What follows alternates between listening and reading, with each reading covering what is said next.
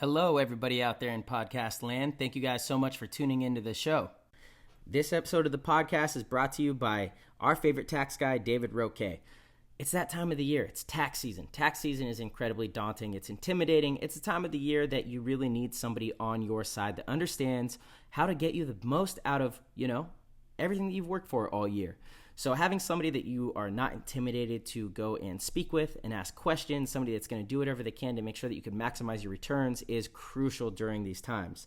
David is an accountant and paintball player from South Florida with over 6 years of personal and corporate tax experience. And he has clients throughout the United States. So it doesn't matter what state you're in, he knows the legislation and he's willing to do whatever he can to make sure that you feel comfortable in getting, the most out of your return and are confident that his filings are, done with due diligence. And I can personally say so far, David has been excellent. We are so incredibly happy to be working with him with Play the Game podcast. He is doing all of the PTG filings and tax returns, and so far he's been absolutely amazing. We have a pretty complex situation with Tyler being in Arizona and myself being in California, so he has been amazing at answering all questions and making sure that we are comfortable in filing this return.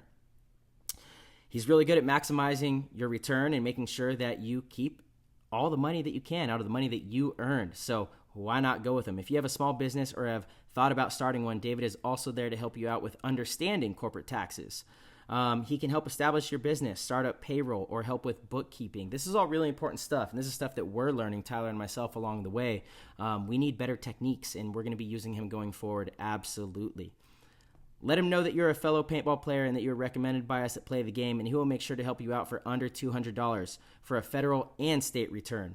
I mean, that's crazy. That's great prices. If you guys have gone to H&R Block or any of these other places, they charge a hefty fee. It's pretty expensive to do your taxes. So we have somebody in the paintball community that is offering a great service at a premium price. And we hope that you guys definitely check him out. You can find him at his email, droque954@gmail.com. That is DROQUE954@gmail.com. He's fantastic. Check him out 100%. It is DROque Accounting. That is his company. That is his business. This is what he does, and he's here to help you. This episode of the podcast is brought to you by Lone Wolf Paintball. Lone Wolf Paintball is an online supplier that has been around for a very long time. They've actually been Michigan's premier paintball field and supplier since 1987. Now expanding into the online retail store, they are really trying to do their best to supply everything you need to the paintball community. They have it all. You can head over to lonewolfpaintball.com. If you want Field 1, HK, GI, Dye, it doesn't matter. They got it. You can surf the website. You can check it out. They have what you need, guaranteed. And they also boast excellent customer service and same-day shipping. That's pretty badass. You could go to the website, order something, and it's going to be sent out that day. That's fantastic. That's amazing customer service. So again, guys, if you would like, you could head over to lonewolfpaintball.com. You could also check them out on YouTube and Instagram. Their Instagram is lonewolfpb, and their YouTube is Lone Wolf Paintball. And you can see and keep up to date with all their latest deals, their sales, their content. It's a lot of really fun stuff. Play the Game podcast is excited to have them on board, and you guys should head over and become part of the community. All right. This episode is brought to you by Transfuse. Transfuse is the only all-natural electrolyte drink that you guys need to have in your cabinets. We love this stuff. We've been using this for an entire season now. This stuff is amazing. I feel great when I drink Transfuse. I drink it every single day. I don't go a day without putting a packet of Transfuse in my water. It's very easy, very portable, easy to travel with, and delicious to drink, which means that you're going to love drinking it and you're going to drink more of it, which is going to be incredibly beneficial to your health. Has magnesium, potassium, sodium, which are all amazing for proper hydration. It has zinc, vitamin C, vitamin B, and choline. These things are incredible cognitive enhancers and immune boosting formulas that you don't want to miss out on, especially in times like this. I'm telling you, I drink Transfuse every single day. I love it. Tyler does as well. Anybody who has tried it has been just pouring with great feedback back to us. There's a reason that they're at all the NXL events, and a lot of the top teams and top professionals are using this product. Do not walk around dehydrated. I never realized how dehydrated I was, even when I was drinking all sorts of water. It's not enough. You need the proper nutrition. You need the right ingredients. Transfuse has done a great job of curating the perfect formula. Transfuse is absolutely spectacular. And for all of our listeners, there is a special deal for any Play the Game listener. If you head over to translabs.com, that's TRANZLABS.com, and use code PLAYTHEGAME at checkout, you will get 10% off. If you subscribe, which means they auto ship you your package every single month, whatever you want, whatever type, whatever flavor, whatever electrolyte formula you desire, they will give you an additional 11% off. So it becomes a 21% discount exclusively for all Play the Game listeners. Huge shout out, and we are incredibly thankful for our supporters. And if you guys would like to go support them, it's translabs.com. Use code Play the Game. We are brought to you by Heal Brand. Heal Brand is the best CBD company that we have ever come across. I've been taking CBD products for years now, and I absolutely love it. But Heal Brand has taken my CBD consumption level to the next tier. This stuff is really the luxurious, high-quality, best brand that you're going to come across.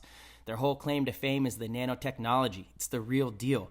The claim is that through their nanotechnology, the CBD can actually break through the cellular wall and get into the bloodstream much faster and more efficiently. So you need less to do more. Often CBD products, you'll need to take it for a couple weeks before you really start noticing all of the benefits. With this stuff, as soon as you take it, you notice it right away. Within 15, 20 minutes, you're feeling the benefits of CBD. CBD is great for inflammation, anxiety, sleeping, all sorts of different stuff. CBD is really exploding on the scene because it has such a wide variety of benefits. I personally love to use CBD before I go to bed so I can get a full, well-rested night of sleep. Sleep is so crucial. It's so important. If you want to recover well, if you want to fight off depression and anxiety and those unwanted emotions, proper sleep is where you need to start. CBD products really help me do that, and Heal Brand CBD has a wide variety of options of different products, different formulas. It is all natural. It's amazing. This stuff is fantastic. You guys can head over to healbrand.com, check them out, and there is an exclusive offer to all of our PTG listeners. If you use code PLAYTHEGAME at checkout, you'll get 10% off. Play the Game podcast is extremely excited to have none other than Cowboy Roy Richards on the show. He is an OG in the game and an all-around great dude, has played for teams such as Avalanche, XSV, and as of recently revamped Kapp Factory, and is playing a bunch of 10-man tournaments and keeping that heritage alive. I'll actually be playing with Kapp Factory in June for the 10-man in Maryland, so I hope to see everybody out there. And we're super excited to just pick Roy's brain about paintball and everything in between. So let's hop into this. That was an insane inside move by Marcelo Margot. Great communication. And the crowd starts chanting Harmon. Great shot by all the guys. So Tyler Harmon saved that game. Came out with 2 wins. Marcelo Margot was on fire.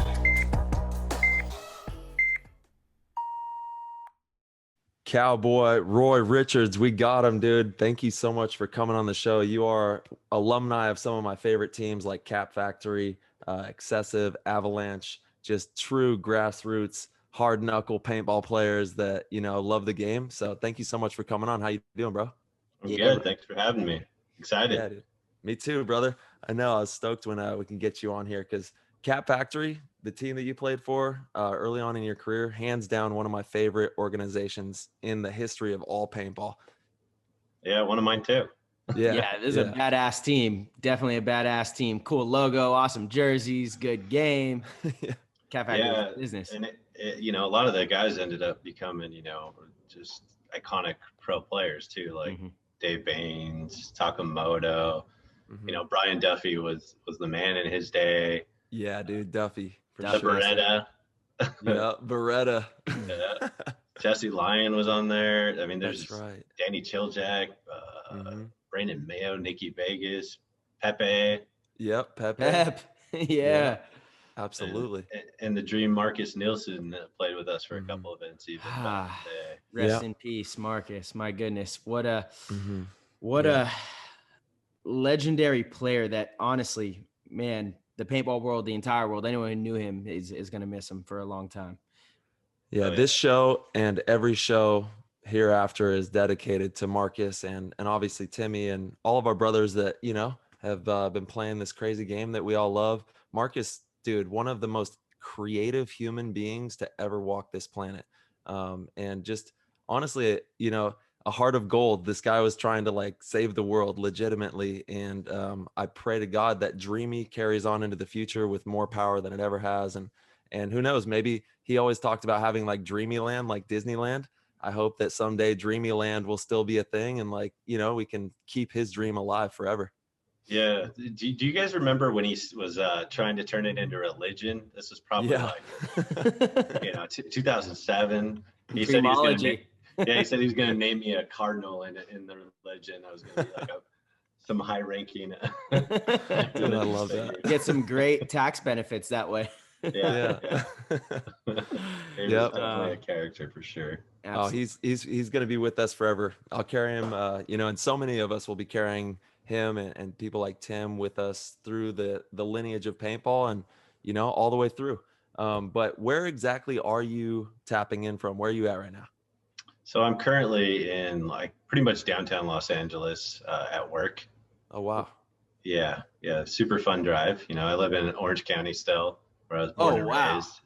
And it's a good hour and a half drive with traffic. What kind of whip you taking back and forth? I've got a 4Runner. Okay, dude, you got to get in one of those Teslas, baby. That drive will be a piece of cake. Yeah, I had an Audi for 3 years just because I wanted to get something really nice for that drive. It's just real comfortable. But my lease was up last November, and it was a great car. I loved it, but it wasn't practical. And sure, I want to get the kids out and the wife outdoors more and do more, adventure stuff. And that's exactly what I want is a 4Runner. That's the next thing that we're going to be getting. The Toyota, obviously, right? Yeah. I love it. I absolutely love it. I know. Toyotas are great cars too. Last. I got the Tacoma. Yeah. The Tacoma. Yeah, that's what I was debating between was the 4Runner and the Tacoma. Yeah, they're great. And my wife actually, when we met up again, we dated in high school and then went our separate ways when we were younger. When we met back up, she was working down in Santa Monica and having to commute like that. So I know it's not easy. It's definitely a lot of traffic. Well, the funny part is it's like a 26-mile drive and it takes an hour, 15 hours there. Yeah, goodness. You just put the cruise control on and, you don't have to pay attention. Play the Game podcast has been a saving grace, That's, hey, awesome. There we go. I listen to it a lot, the Audible books, some Rogan podcasts and some other science and tech stuff in there. Nice. But definitely have thrown you guys into the mix and have been listening to pretty much everything. So thank you for that. You guys are saving my life, I can zone out. And Rogan, man, his is always on fire, obviously. Yeah. Oh yeah, I love listening to Rogan. I don't listen to the stand-up comics and the fighters that he has on typically. But he has such a wide variety of just super interesting people. I love listening to his podcast. I'm in the same boat. I once in a while, a comedian that I really like, I'll listen to that. But pretty much like the wide variety of characters he gets on there, right? Yeah, absolutely. That's honestly what we want to do. We've branched out a tiny bit. We had James Krause on. That was really cool to kind of pick his brain. We've had my buddy Naveed, who runs a physical therapy franchise, and it's cool to talk to people outside of paintball because there's so many similarities in success, right? Whether it's success in a sport, success within paintball, or outside, whatever you're doing. So it's cool to get that perspective. There's actually, I think he was in the NFL, played in the NFL, and I think now he's playing up in the Canadian League. Shout out to Chris Odom, but I think we're going to get him on pretty soon. There we go. He's wanting to come on. So I know we got a couple cool outside of the paint. He also plays paintball, but we have a few outside of the paintball world people lined up. What's that? What's going on? What's going on over there? Alarm. Did you guys hear that buzzer? Yeah. Downtown LA. That's a break for the swing shift guys. There's the swing shift's currently working. Nice. Roy, what's been your favorite episode so far?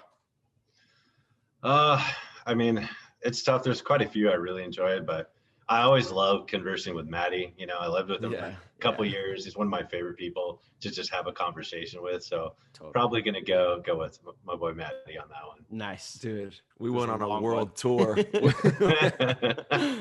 to back. Oh, yeah. Yeah. I mean, living with him, we'd get down in the weeds on stuff.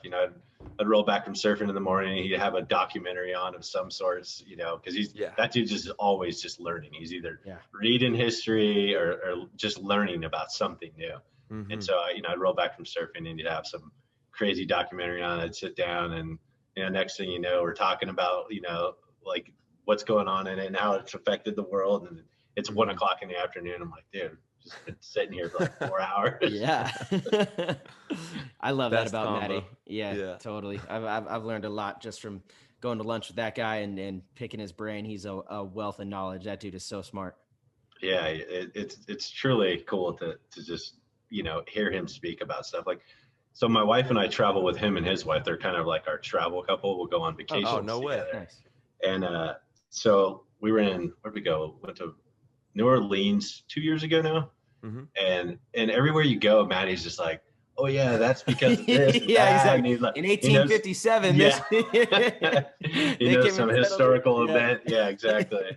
It's awesome. Totally. I love it. I was at a wedding recently, and same thing. Like, we went downtown to this area. I can't remember where it was, and Maddie knew everything about it. He took us to all the statues. He was just giving us the whole world tour. He's got the best voice too. Like it's like melodic, and it's like you just are like, all right, I'm gonna listen to Maddie, whatever he says. Yeah, for sure. He's the man. 100%. So, hey, we want to obviously talk about your career in paintball and how you got into this crazy game. So where did you grow up, and what was your first experience with paintball? So I've got a little bit of a different route than most. There we go. The birthday story. There we go. So I grew up in Huntington Beach, in California, where the iconic event was thrown, right? Yeah. And I had these 3 cousins that I was really close with. The oldest was a girl, and she was dating somebody who was playing in the Great Western Series. They were playing amateur. I don't know if it was this open at that time, but they're playing the highest level they could in the Great Western Series, which was, you guys know what that is, right? Yep. Uh-huh. Yeah. And so I get a call from her 2 younger brothers that were closer to my age, and they're like, hey, Aaron's boyfriend wants to take us to play paintball. And I was like, yeah, 100% in. I remember seeing this movie called Gotcha from the 80s, where this guy had I think it was a Nelson Splatmaster or something like that. And he was running around the college campus and had like an ongoing live game of paintball at all times on campus. So you could get hunted by another guy from your college or whatever. But ever since I saw that, I was just like, dude, what is that? What are they shooting each other with? I want to shoot people with that. Like most boys, I played BB gun wars, anything we could get our hands on to shoot each other. Yeah. So anyways, so they invite me to go play paintball. So I show up, and we're playing bootleg paintball. So we're at this random spot in Corona that's like their little field they go practice at. And it's just all tournament players. And then both my cousins and myself. And they hand us stingrays, and they're like, all right, kids, here you go. And literally beat the shit out of us for most of the day. I remember second game to last, I finally shot somebody, and I shot him in the side of the head, and I was so pumped. Ooh, kill shot. Because I'm not kidding you. I worked for like 6 hours straight to get that one kill, dude. Mm-hmm. Yeah.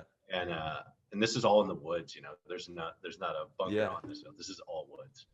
And so the very next game, I ended up getting around and got behind them, and ended up getting a 4-pack. And I was like, oh yeah, baby, this is great. I'm hooked. I'm hooked. Oh yeah. When you get that first big like streak of eliminations, you're like, oh man, that was the best ever, Yeah. It's such a good feeling, right? Oh yeah. That's the best. I don't remember my first kill. Really? Yeah, I don't remember my first shot, or even like first, big streak. It's so strange. I've tried to think about this. I totally don't remember it. I remember my first game. Remember being in the woods. Dad watching on the sidelines. Maybe it's because I didn't shoot anybody for a long time. Maybe I didn't have a first kill for a long time. That could have been. Could be it. Yeah, because I don't remember. I was young too. How old did you say you were, Roy? I think it was sophomore year. So I was about 15. Somewhere around there. Yeah. 14, 15. Gotcha. I just know I was getting lumped up all day, and I can still picture that bright green spot on the side of his head from where I shot that dude. Through some thick bush. Like I worked for it. Nice. Yeah. So from there, I just I would work during the summertime at the company I work for now as an expediter, just the dirtiest job you can have, just steam cleaning grease off of motors in 100-degree weather in downtown LA in the summertime. And so I saved up enough money and I bought my first gun, and I would try and play, you know, as much as possible. What was what was the first one? The first one I saved up for was a mini mag. Okay. Oh, those are badass. Saved up for a mini mag. Yeah, I was so stoked when I got it. There we go. How much did it run you at that time? I don't even remember. It had to have been like $300-400. Okay. You know, for a 15-year-old, like that's a lot of money, Yeah. right? Yeah. Breaking bank. Yeah. I saved for a while to get it. That's awesome. So I would play, you know, as much as I could on the weekends. I still surfed a lot, and I was into snowboarding big time, so I still did a lot of like Big Bear trips and stuff like that. Yeah. And I finally decided like I was going to get in like to the tournament side of things, you know, and I'd never seen a tournament, but I was out at SC Village playing walk-ons, and they were having, I don't know if it was Great Western Series event or what, but I remember a bunch of people standing on the side of a field, Iraq, if you guys remember that field. Yeah. Yeah. And so I walked up there to see what was going on, and you know, the dude next to me was like, "Yeah, this is a tournament." And so I stood there watching on, and I just like, "Oh my God, this is what I want to do." Yeah. And so me and two buddies of mine entered a 3-man tournament at Jungle Island way back in the day. Shout out to Jungle. Yeah, and we thought we'd been playing walk-ons, you know, here and there, and we thought we were going to be decent out there because, you know, I was decent in walk-on land, you know, and proceeded to not win a single game and just get our you know, just beat on all day long. Yeah. And so after that, I was like, okay, you know what, the walk-on thing isn't really, you know, doing it. So we got to start figuring out how to really play this game. So I started going to more fields like Camp Pendleton. And they had you know, back then every field kind of had their factory team too. They had their teams that would practice there. Like, so they had the Sitting Ducks, which is where Rusty and Gator came from. Yeah.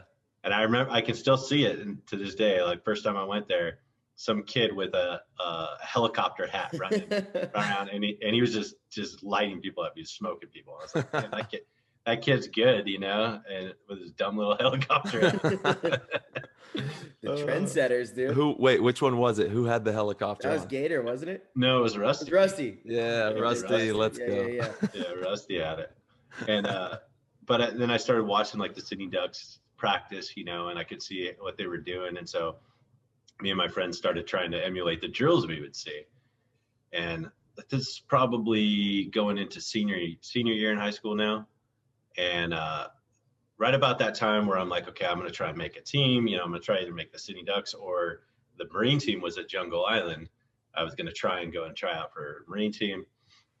My buddy, I had sold the mini mag at this point and saved up for an autococker and bought an autococker. Yep. And I left it at my buddy's house all the time that I would play with. Well, this kid that I was best friends with is just a wild idiot. Like one of those friends that, you know, you hang out with, but you probably really shouldn't hang out with. We all have a few of those. Yeah.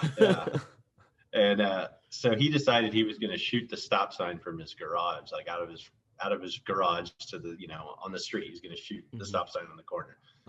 That's what he says. But apparently some lady was walking by and he shot her. Oh no. And so the cops got called, and all our guns got taken and never given back. So now I no longer had a gun. I didn't have the money to get another gun. And so my paintball time was pretty much, you know, like, what am I going to do? And senior year was coming towards an end. And I got an opportunity to move up to Lake Tahoe after I graduated high school. And so I love it up there. Yeah, 5 days after I graduated, I ended up piecing out and going up to Tahoe and getting a job up at the Hyatt Incline Village as a waiter. Just working and wanted to snowboard, you know. Absolutely. But with that new job, I ended up saving up money and finally got a new gun. And so I started driving back down to SoCal like almost every weekend to play. And I tried out for Marine team and ended up making Marine team. And I played one tournament that summer with them. And I had to go back. Actually, sorry, let me reverse. What division was Marine team though? They had all kinds of divisions. They were, you know, rookie, okay, novice, I think amateur at the time. Like Maddie and Todd and I think Davey all played for him. Not Oh, when whoa. not when I got on the team. I think they had played for him the year prior.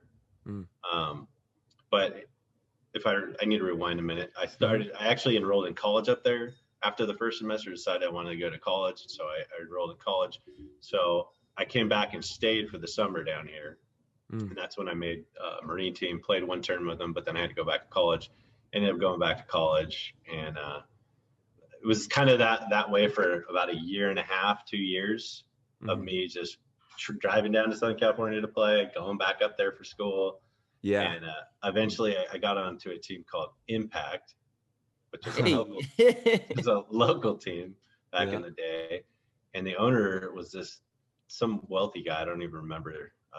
His name's Bart. Yeah. Bart. His name's Bart. But he sent our rookie team to Mardi Gras. And, which is pretty unheard of, right? Getting a rookie team like fully paid for. I didn't have to pay anything out of pocket. That's crazy. So I got to go to Mardi Gras. And then next thing I knew, Gary, I think Nick Shows played on the team at the time. So I'd become friends with him. And Gary Shows took us all to Japan to demonstrate what the sport of paintball was to the Japanese government officials. What? Yeah. Okay, so you got to break that down a little bit. Talk about that trip. So, yeah. That's crazy. Gary's basically has, a relationship with a team called the Far East Dragons, which is the big Japanese team. Yeah. And awesome. Because post World War II, gun laws in Japan are really, really, really restrictive. And so long story short, the Far East Dragons were trying to demonstrate what paintball was to government officials, in Japan, so they could get, some of the limitations reduced on how fast they could shoot, just get them more comfortable with the idea of paintball. Like, we're not out there emulating war, we're playing at this point they had basically sand set up, and we were playing on airball bunkers and in a baseball stadium. It was the weirdest thing. So we were doing that. There was a rap concert going on in the same time. And there was also a Japanese wrestling event inside the stadium. Wow. And it was a lot, but there's these government officials there watching us. That sounds like an amazing experience. I just want to say that. Yeah. It was, dude. And I kid you not, it's the most drunk I've ever been to this day for 5 days straight. Like the Japanese, that's a big statement right there. The Far East Dragons would take us out every night after we'd be done playing, and we'd be out till like 5 a.m, and we'd have to be up at 7.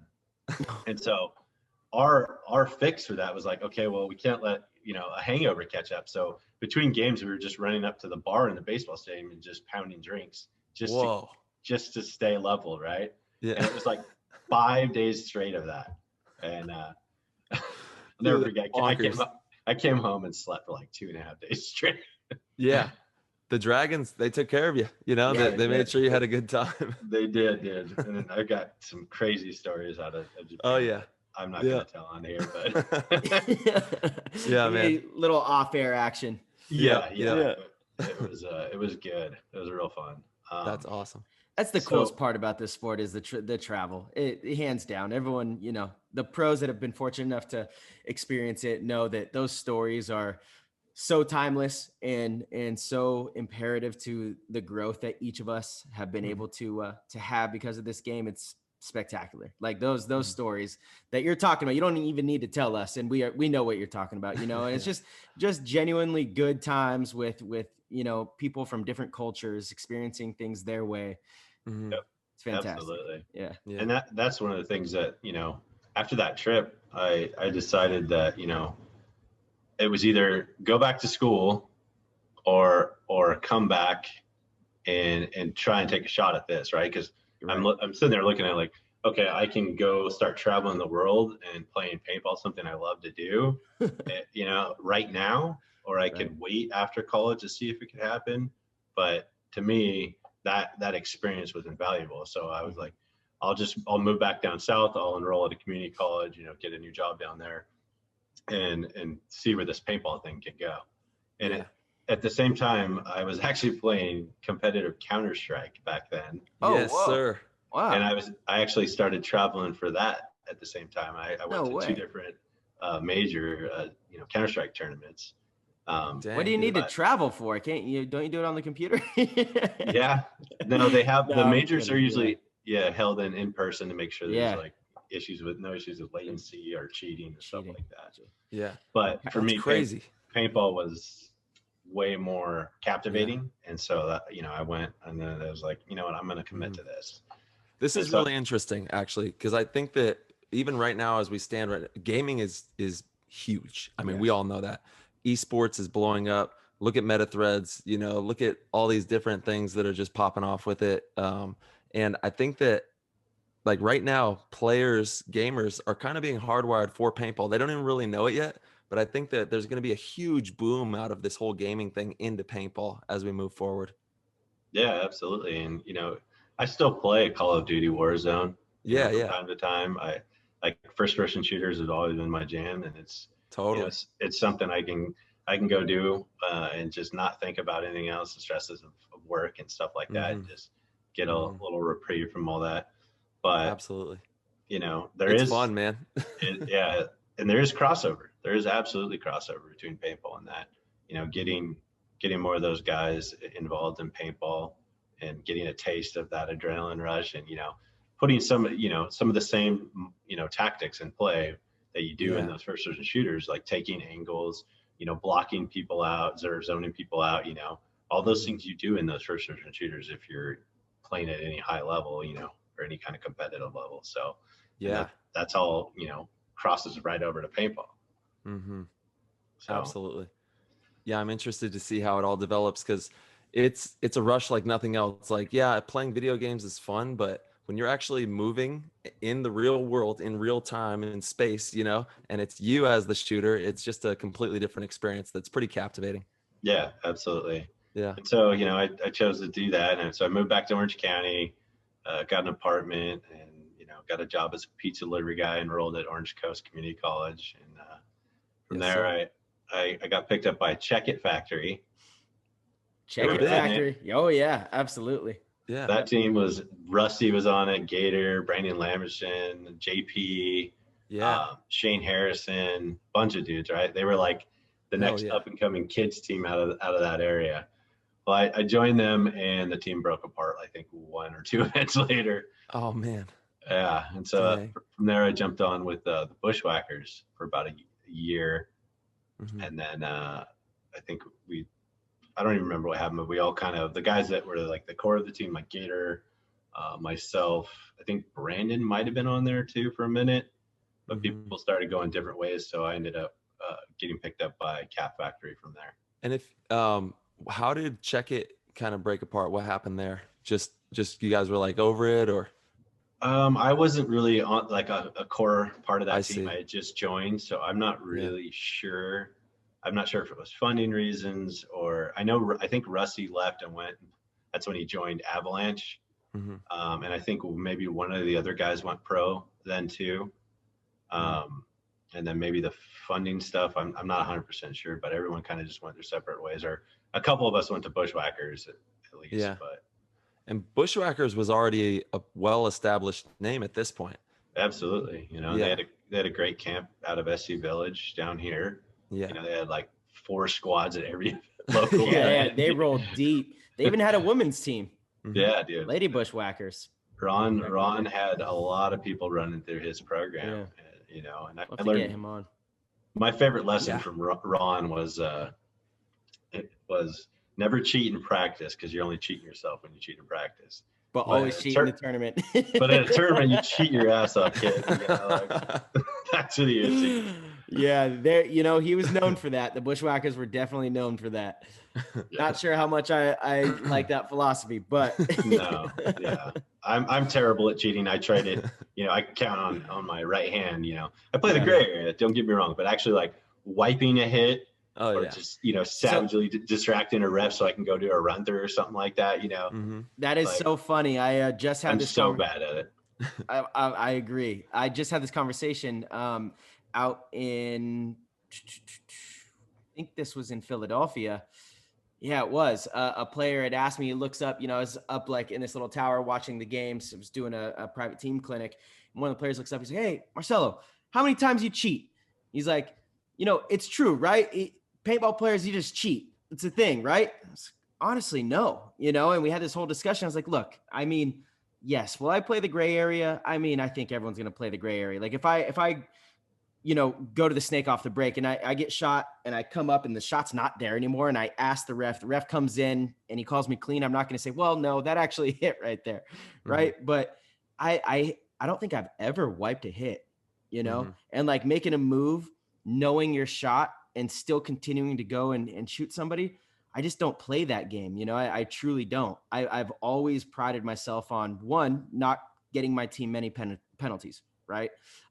Sometimes it happens, you get shot on the pack, you keep going, like the ones you really don't feel, but those are, like you're 100% in control of that kind of stuff, playing on. And so if you hose your team on a penalty, I just always felt so ashamed to do something like that, the gray area, like Kobe Bryant knew where the refs were when he wanted to get a little hold in, you know what I mean? Like he knew how to play that game, but wiping a hit, I feel like is like the most dishonorable thing you could do in paintball. It's like, it's so bad.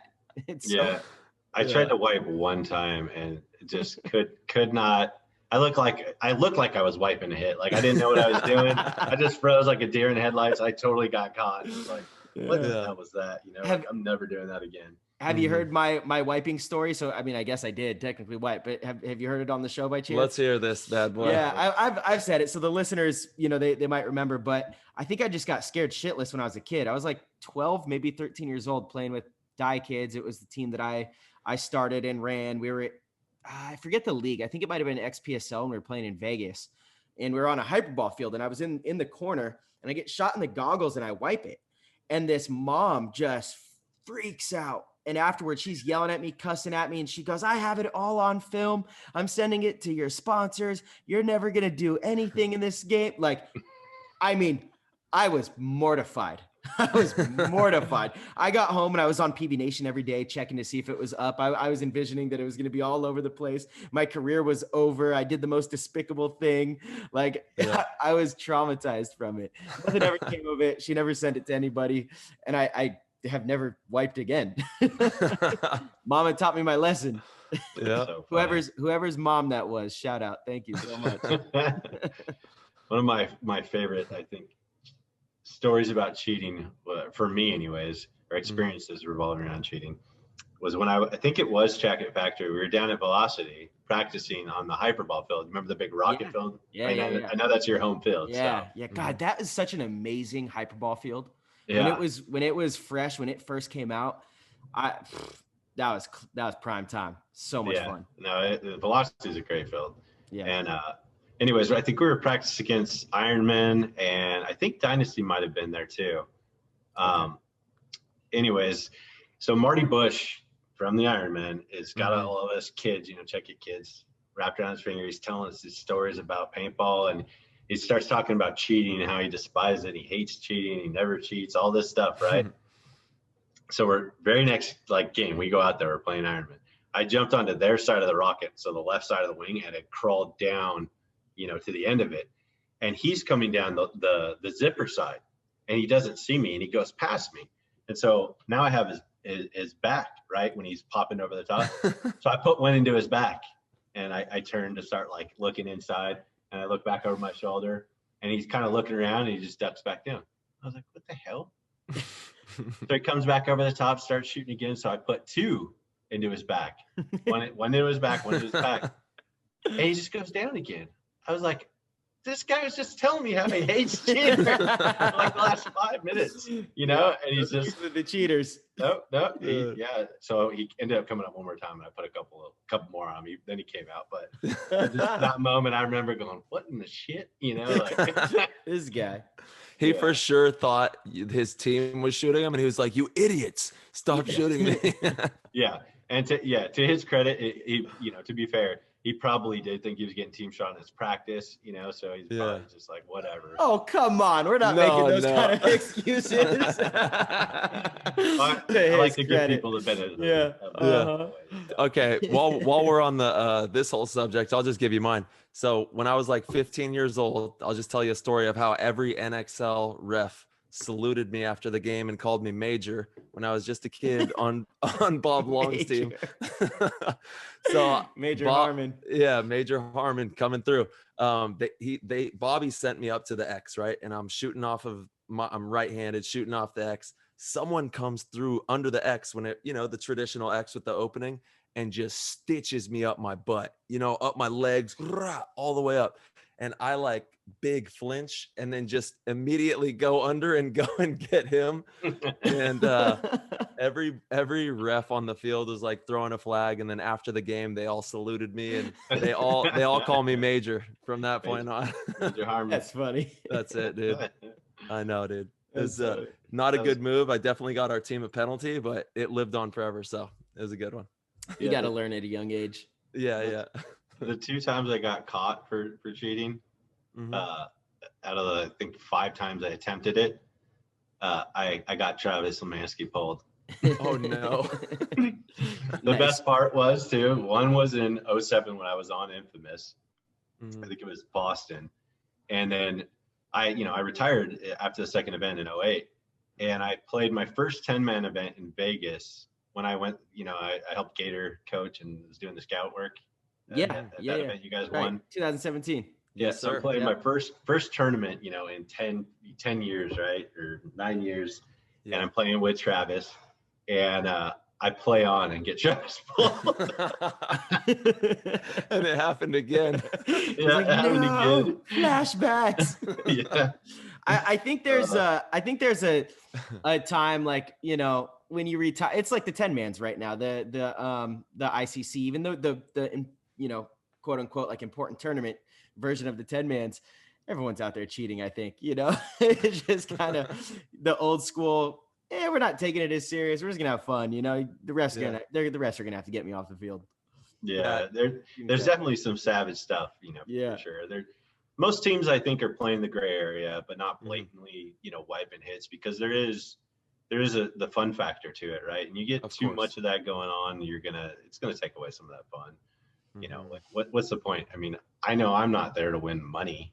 Like first place is $7,000. Like that's cool, right? But like it cost me, my cut of that would be what, out of 12 guys, and it cost me $1,000 to get out there and play in the event and all that. So, just by the numbers, I'm not there to win money. So yeah, totally. That's a thing. Honestly, we got to figure out a way to have these prize packages be a little better. We just do. I believe the money's there, and if you win an event, it should mean something. So I do like that part that the NXL is doing, where at the end of the year you can play Super Cup. Have you heard about that, Roy? No? What? What rock you been living under? Working kids, rock. Dude, okay. All right, yeah, we'll catch up. So the NXL now, you no longer get any prize money during the regular season. Okay? You can win events, you get the points, but you no longer get prize money. At the end of the year, they take the top 8 teams from the US and then 4 international teams that will come and compete in what's called the Super Cup. That will take place in February of the following year. Okay. And the prize packages there are massive. So if you win first place, it's like $50,000. If you get last place, you get $12,000, which is what the prize package is now. So at the very least, if you qualify to even make it to this event, you're guaranteed $12,000. That's pretty cool, right? It's a pretty cool deal. Yeah. And now teams can compete for a bigger prize package. It's at least something. And they're doing that for all divisions, obviously the lower divisions aren't $50,000. It's, relative to their division and what they get now, but it's an interesting concept that I think can go very well. Yeah, absolutely. I like it. Yeah. It's just more exciting, Yeah. Tyler and I were talking about a little bit about something like this last week. Yeah. Just how do you grow paintball in general, right? Like how do you get more players to tournaments? How do you keep them coming back? How do you get more walk-ons? How do you grow or translate walk-ons to tournament players? All those different aspects, right? And one of the ways to grow tournament money for players, which I think is pivotal in the growth of paintball, because if you're an up and coming kid, right, and you find like I was talking about earlier, like, oh, I can travel and I can play paintball, and the top pros or some of them are making a living at this, right? Especially what they call the glory days of paintball, right? Like 06-ish, when we were getting on ESPN and all that. There was the buzz and the hope was that pros could make a living doing this, right? Yeah. And so if you're a kid and you're starting to get good at this and you're starting to play in tournaments and you realize that there's a top echelon of players that are making a living and a decent living doing this, like you more people would strive for that, right? Because you can make that a future. And so, ways that can be done are by increasing prize pool, or the winnings, right?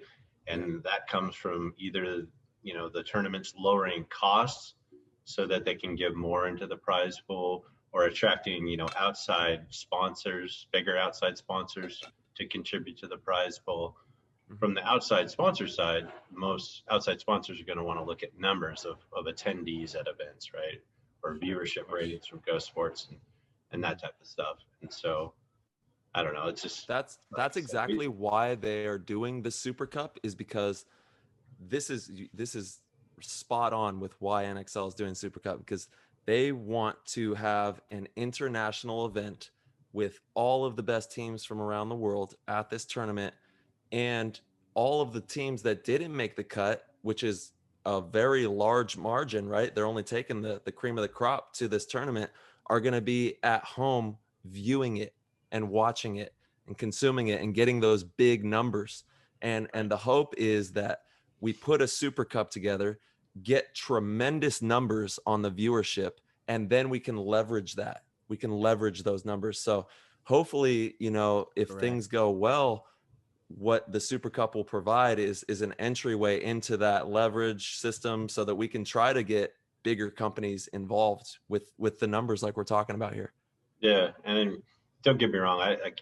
I've never ran a league. I don't I don't know what their books look like. I'm not going to sit there and say, this is how they should do it and preach something I know nothing about, but just, I do run a business, and that's basically 90% of my job is studying, doing financial study of our company's health and where we can grow, where we can cut costs, yada, yada, yada. And let's not be humble here. You're kicking ass over there. I know you are. And for people who don't know what you do, what is it exactly that you're staying busy with? So I'm the president of an electric motors company. So we work on large industrial heavy duty motors, AC motors, DC motors, generators. So our main customer groups are like cement manufacturers, oil refineries, water utilities, power generation. Our biggest customer in LA is Edison, Southern California Edison. Wow. So awesome, dude. We service a lot of their hydro units and keep them running so that we can all have electricity. Hey, amen. And that goes hand in hand, like you're saying, like the business tactics, they go hand in hand for paintball or anywhere, right? Yeah. And I to this day, I still love paintball. I love everything about it. And it's given me so much personally, and so much of what I experienced in the paintball world translated over to running a business and managing people and building a team and getting that team, to work together to achieve a common goal under stress, all those different factors. And so, I just want to see paintball succeed at every level. I want to see it be successful. Yeah. I want to see the pros that are, currently playing like you guys making big dollars. I mean, I told you this last week, but looking at disc golf, Chris Torsino is actually the one who sent me this, but he sent me the average salary of a disc golf player, pro disc golf player. Yeah. It hurt my feelings a little bit, 80 grand. The low side was 100. Yeah. Jesus. The high side is like the upper twos. So 200 something, That's what we should be there. We should at least be there. It's disc golf. We should be there. I've played disc golf and I've turned on a tournament once or twice in my life. Nope, can't do it. I can't watch that. And don't get me wrong, I'm a disc golfer. I love throwing the disc around. Like anytime I go to Iowa, you better believe I'm out there hucking that disc. But yeah, man, I think that paintball is pretty damn sweet, dude. I think it is so undervalued and underrated for some reason. It's just crazy, you know? You almost, you do hear like the conspiracy, and I'm not of this camp. I want to be very clear with the listeners, because I do think Sure that you we are, have, Mark. I think we have a lot of I think we have a lot of people at the, that are running things that are truly trying to do the best they can. But you hear like, you've heard this for 20 years. The people in charge don't want outside sponsors to come in because it takes money out of their pockets. That's their thinking of it, that they're going to take over and they won't be able to keep up if the sport ever got too big. It is strange to me that we have not, you turn on, you see cornhole during the whole pandemic. How could paintball not get a spot on all this downtime when there's no other sports? That's hard for me to believe, especially, and they use the gun argument. I'm not buying that. People are watching Call of Duty. They have guns in the Olympics. There's so like, I'm not buying that argument. To me, I don't understand, because we have something very special. We have a great sport. We have a fun, interesting sport. We have a lot of great stories to be told. A lot of it is so professional. I feel like we're either really close or there's something weird that's keeping us back. It's starting to not make sense to me. I can't imagine the people that, the decision makers are trying to keep outside sponsors out. Yeah. Me too, right? It doesn't make sense. That just means growth for the entire sport, which means, growth for their companies, growth for the NXL, whatever the case. That's smart business, but like, especially in paintball, a lot of paintball companies, they like to eat at each other. And it's this, how it is. Like, it's smart business does say that. I agree with you. Smart business, dude, the bigger the pie, I'll take a smaller piece of a much bigger pie than a big piece of a small pie, but I feel like that sometimes isn't the thinking. Yeah. I stayed away from the politics of paintball when I was in it. I never really worked in the industry. I had a job at a paintball store or two, but I just wanted to have fun while I was there. And so I stayed far away from that side of the world.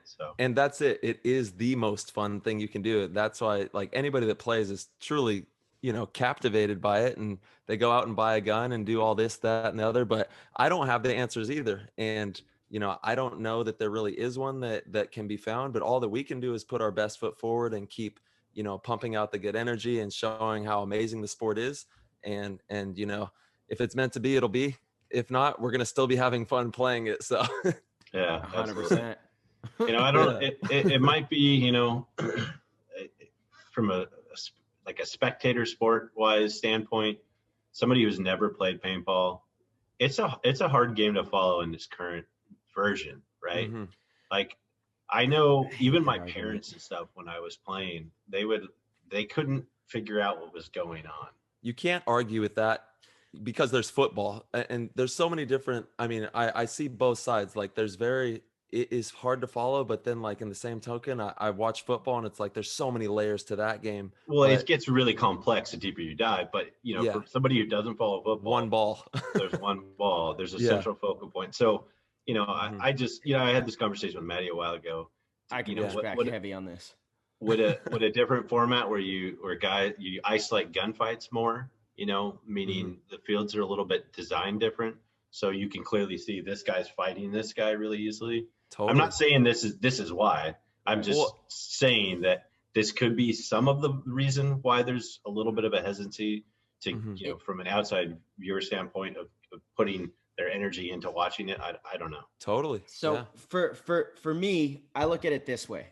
I love watching paintball. It's exciting to me. I know a lot of people that love watching paintball. It's exciting to them. It's because they understand it, of course. It's because they're invested in personalities, of course. I watch a ton of sports. During basketball season, I watch just about every Laker game if I can. I guess, honestly, since we started Play the Game podcast, I watch a little less because we usually do our shows at night around basketball time. But for so long, I've watched every single game. If I have a player on a team that I not look up to, but a player that I really like, I will go out of my way to watch their game. Watching two teams play basketball that I don't have any favorite players on either team, it is the most boring. It's almost like torture, sitting there through a sport, a sport that I love to watch. I love watching one team But if I'm watching other teams where I don't care about the people on those teams, I don't care to watch it, right? So to me, that tells me it doesn't quite have to do with the game as much. In a way it does, but it's more of like the people that you connect with, the personalities. Then I bring it back to when I was a kid. When I first started watching football with my dad, I think I was like 6 years old, 5 years old maybe, all the way up until about 9, 10. I didn't really get it.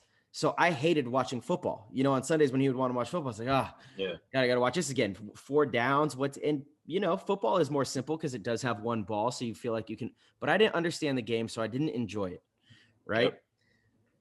Paintball is more difficult because it doesn't have the one focal point, but if filmed properly, and it would take a little bit more money, to me, that is the only hurdle. If we had enough money, we could film it so excellent. Because one, you would get rid of split deck.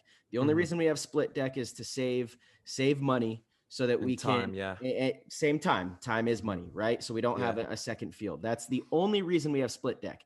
But if we could get rid of split deck and we could have the type of film crew that could replay these shots or these moves in slow motion. So, in that 2 minutes, you immediately go back up to Maddie in the booth, who does the best job ever of explaining something and breaking down a move that just happened. And you have in slow motion this shot from Tyler Harmon coming out of the Dorito side. There's a guy posted on him. He puts one ball, comes back in. You watch that ball travel all the way down in slow motion. It breaks off the dude's goggles and explodes. Now people are like, oh my God, that was sick. I bring it back to the Edelman catch in the Super Bowl. Was that in 2013 or so? Honestly, I forget, but you know which one I'm talking about? Oh yeah. Super Bowl where he bobbled it in real time. It didn't, to me at least, it didn't look that spectacular. It was like, oh, good catch. When they replayed that catch in slow motion, it was like, oh my God, how did he have the concentration that close to the ground for the ball not to hit the ground? That's what separates. That's why he is elite. That's why I can't do that. You just showed me. We have the ability and an opportunity to do that in paintball, because I think in paintball, if you look at paintball in slow motion, it's one of the coolest things I've ever seen. It's poetic. It's absolutely amazing. So if we could replay, and I'll end here. Sorry, Roy. If we could replay in those 2 minutes and do a good job of showing those big moves or whatever it were, where you explain with a telestrator and a little bit of slow motion stuff, I am willing to bet the farm that this sport would take off. Yeah. No, I'm not saying paintball can't be a spectator sport. Of course. What I'm saying is under its current format and iteration, because it's had many different lives and looks, right? Oh my God, yeah. Totally. I think it can. And Go Sports to me does a great job with how it's set up right now. I watch every event still. I'll be at work on a Friday when you guys are at an XL event, and I'll have it up on the projector in my conference room while I'm working away. There we go. Dude, we need you with us at every event. I know. Every event. I love Roy. Events, man. You bring so much value to our team. Dude, seriously, thank you for all the times you've come out and helped us scouting, helped us with everything, dude. It's huge. Absolutely. Yeah, no, I appreciate it. And I wish honestly, I could. If I could be at every major paintball event, I would. I absolutely would. I still Hell love yeah. it. So we're gonna have to tell Crandall to get you on payroll so you could take Fridays off from the job. Maybe get my wife on payroll. Yeah. I'll talk to her. Listen, all right, Amanda, we got it. We're good. Hire a nanny to watch her kids so she can have a break. Exactly. We're just gonna have to charge that to Dynasty. So Dynasty pays for you. We pay for the babysitter. She gets a nice little weekend away, and you get to come hang with the boys. Yeah, I'm down. I'm going to tell Greenspan tonight. Dude, to couple what you were talking about, Marcelo, with I absolutely loved what you said about slowing it down, and it is already there. We already have it. I think that personally, I think the best entry level style into paintball is 3-man. And I also think that one of the coolest things ever is when you have 3 of the top players playing against 3 of the top players, because every game kind of goes to a 3-on-3 anyway, and it kind of works its way that way, But and this also ties in with what Roy was saying with the angles of the cameras and being able to, make it a little bit more digestible. I know we talked about this recently on a show, but when we have 5 versus 5, that's 10 people shooting shots. Right. You know what I mean? If we could just kind of trim that down a little bit, I think it could be pretty exciting in that format as well. Yeah, man. Or, I love the moves. you go from the opposite route, like we were talking about. Go Big. 7-man. Yeah. I like more people, dude. 7-man Yes, on yes. 7-man fields, but in the X-ball format. So you play the same team for multiple points. And the only reason I say that is because I feel like in 7-man, if you're playing X-ball version, It would be so amazing. You've got bigger fields, right? Yeah. Bigger fields. And you can risk more bodies. So you might try more crazy stuff where you're going to send that guy to that 50 off the break. He's going to try and take their car wash off the break. Those types of scenarios. I don't know if it would be, but in my mind, I'm like 7-man to me was my favorite format when I played pro. I loved it. Yeah. Yeah, it's also like one person you could run through and get a 4-pack. I mean, obviously you could do that in 5-man, but in 7-man, it's a little more on the table. You could go down the snake, shoot 5 people. Like that's sick. Heck yeah. That's sick. 7-man, those are those big highlight moments, right? Yes. That captivate people. Exactly. And even going bigger, I was thinking like doing like big games, having a pro 500 team of on 500. Or dude, you know what would be sick? Maddie's talked about this. I got to give Maddie credit, but if we took this would be just a cool thing to film, because the everyday person who doesn't understand paintball would appreciate this. You take 10 of the top pros and you get 500 regular schmoes, like Joe versus Schmoes or whatever that show is. And you have us hold off, a big, massive area, and we play us versus them. And we just take down 10 pros, take down 500, walk-on players that are trying to storm some kind of castle or whatever. To be honest, I'm pretty confident we could do it, as long as there's not mass cheating in there. There's enough space. I think we could do it. People would be like, whoa, what? That's like 10 Rambo. I think you could. I think you guys could. I played my first big game all the time. I'm not gonna lie, when I was a professional player, I kind of looked down on big games this is the nerds of paintball, right? Totally. They're out there LARPing. Dude, it's the best. LARPing. Dude. What's LARPing? Dude, we LARP. That's a Counter-Strike term, isn't it? No. Come on, that's from live action role play. Tyler knows. It's from movies and everything. What was that movie with Stifler and the other guy? Oh, American Pie. No, not American Pie. It's the same actor though, Paul Rudd and Stifler. Okay. And they go and they become big brothers as community service, and they end up playing a live action role playing Dungeons and Dragons stuff. I remember, It's a comedy, anyways. Okay. It's hilarious. No, we actually. And you're calling other people nerds right now. Yeah, but dude, LARPing. I'm a huge nerd too, so I can say it. LARPing is fun. Me and Oliver and some of the Dynasty guys, we LARP. Remember? I know what it is. Oh yeah. Oh, and remember, I chased someone down with the sword. Who was it? And then they ducked and tried to take my legs out. It was crazy. We were LARPing. I totally know what you're talking. That's LARPing. Okay. Yeah. Okay. And then Oliver. No, they told. Dude, they told Oliver, don't hit me in the face. And Oliver was smoking him in the face with the thing. This was World Cup 2015. That's when it was. Yeah, it was insane. 100%. Oh, that's so funny. Yeah, but and shout out to the rec ballers, dude. That's the funnest paintball there is. Dude, so I went to my first big game up in Oregon. It's called the Oregon Super Game. I had no expectations. I didn't know what I was getting myself into, right? I wasn't sure if I'd like it or hate it, And I actually went with Catfish. Catfish and I went up there. Cool. Yes. And Sonny Lopez and the Hitman and his whole crew were up there. And so we kind of were palling around with them somewhat. But dude, it was the most epic paintball I've ever played. First off, this guy's field is pristine. So he closes it. He holds that event and then a couple private games through the summer. And then the field's closed the rest of the time. And he rehabilitates it, gets it all pristine for this event again. So it's just it's just amazing, right? Yeah. Wow. And it's got so the main focal point in the center is this big town area. And if you go past that, you end up what looks like Return of the Jedi, where the Ewoks lived. It's just ferns and giant, redwood trees, and it's just dark in there, and there's log forts and stuff. And then you can keep going past that, and you end up in swamp area, and you go past that, you end up in brush and crawling areas. I mean, it's massive. It takes from with the time you enter the field to walk to the far backside, it's probably a good 30-minute plus walk to get all the way out there. Damn. And there's tanks rolling around, and tanks are no joke, by the way. No, you don't want to get caught up by one of those. I always laughed at that thought and thought they were stupid until I played in that event.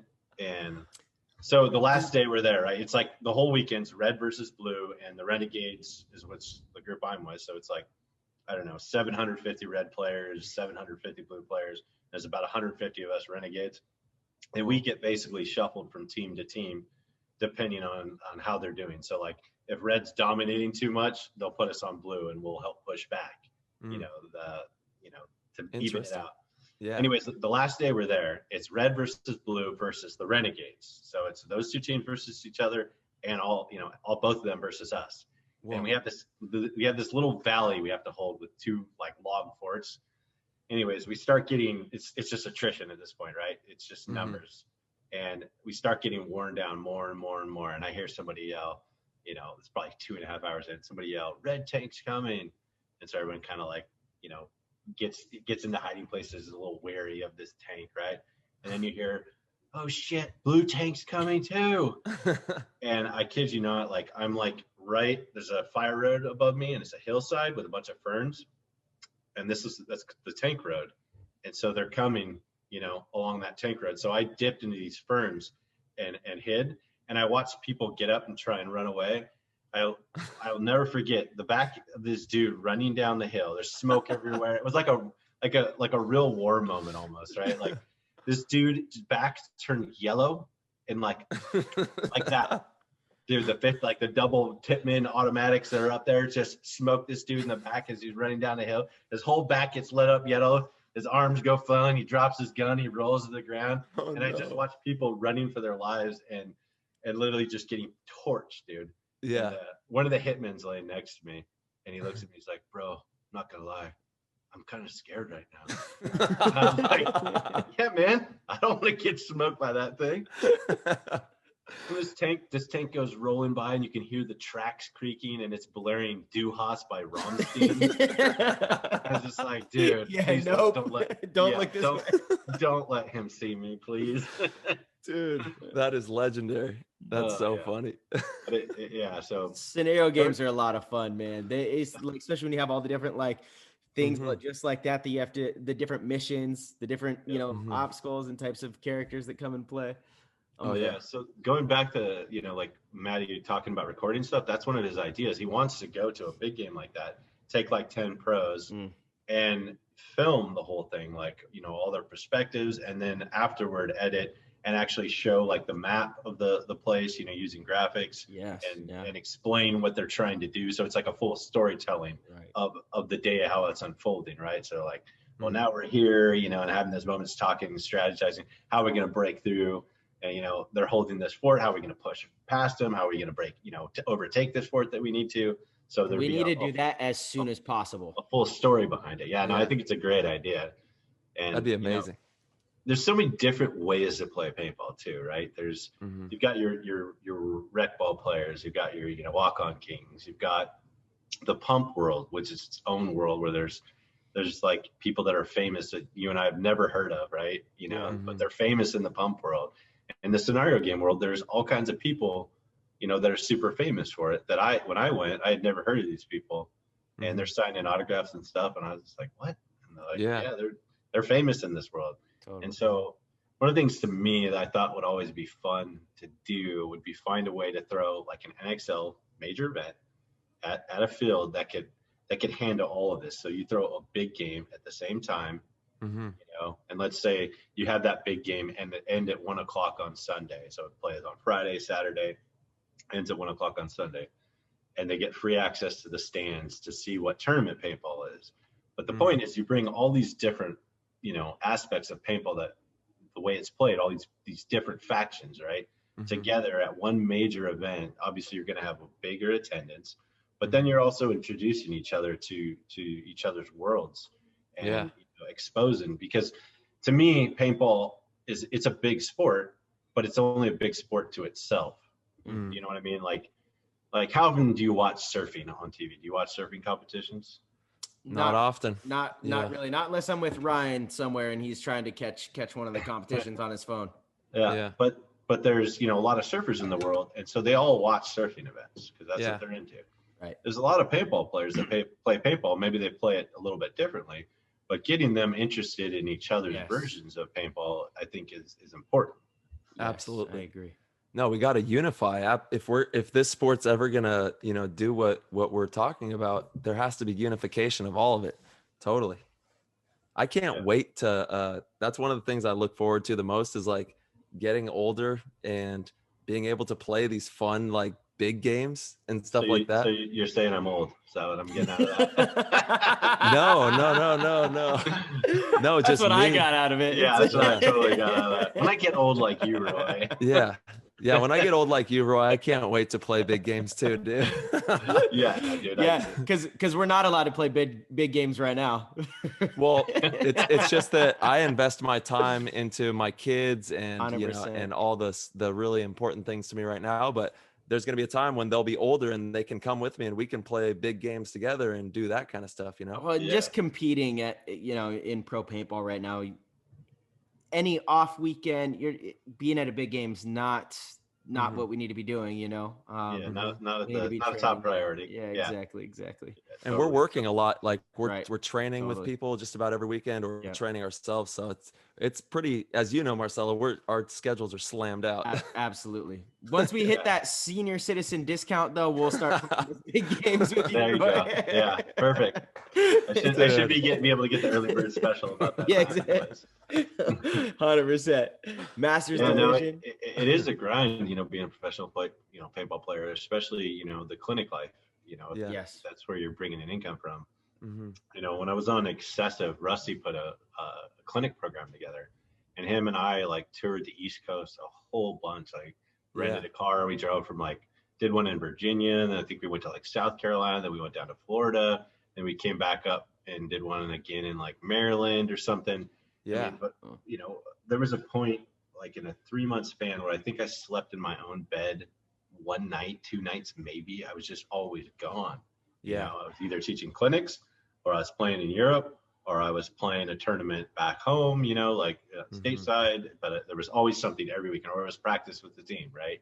Yeah, that's right. So, that's the grind. Yeah. So I now you doing that and having kids. If you have an off weekend, you're home with your kids and your wife and getting that quality time, right? Yeah. And me and Theo, he'll be like, let's go outside and do a workout, and we'll go out there and he'll do his little push-ups and I'll do my push-ups and whatever I can do. He's so still awesome, dude. He's still rocking with me through the whole thing, which is really cool. Yeah, that's rad. Yeah, cool. I'm so blessed, man. I feel like the luckiest guy ever to be able to have these 2 little boys that I get to hang out with and beautiful wife that puts up with my shit. So I'm definitely lucked out over here. Theo's a little saint, dude. That kid he's special for sure. He is, man. Yeah. He's the best. Theos, my man. So I want to pick back up with Avalanche. I think in your lineage, you had just made Avalanche when we were talking about your backstory. And then I want to obviously get into, so Kapp came after Avalanche then. Yeah. No, Kapp. No. First. Kapp was before we became Avalanche. So That's right. The whole Solom incident happened, and then they had 1 year of a team, and then Ed Portman picked all of Kapp Factory up to become the new Avalanche. That's correct. In 2004. Dude, talk to me about Kapp first. I love that team so much. I need to hear how it all started, how the brotherhood started, where you guys came from. I need all that. So Dave Baines, obviously, is the one who started Kapp. I think, Johnny Perchek was with them too back in the day. And I think Duffy was one of the first ones. And they weren't Kapp. They were out of control at the time. Mm-hmm. And they became Kapp Factory. And actually, some of the Dynasty guys like Yosh and Ryan, they were Kapp Factory for a minute. Out of control. Mm-hmm. Yeah.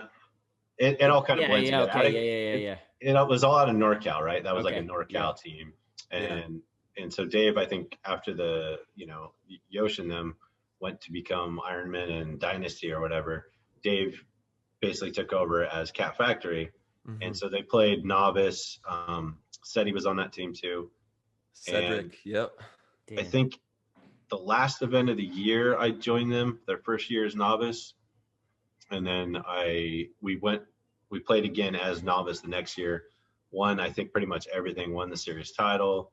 Then we went amateur the year after that, which is now semi-pro or whatever, and won a bunch of events, won the series title, won some stuff over in Europe. And then Dave, picked the entire team up. I actually got my ankle. I had my ankle broken right before World Cup.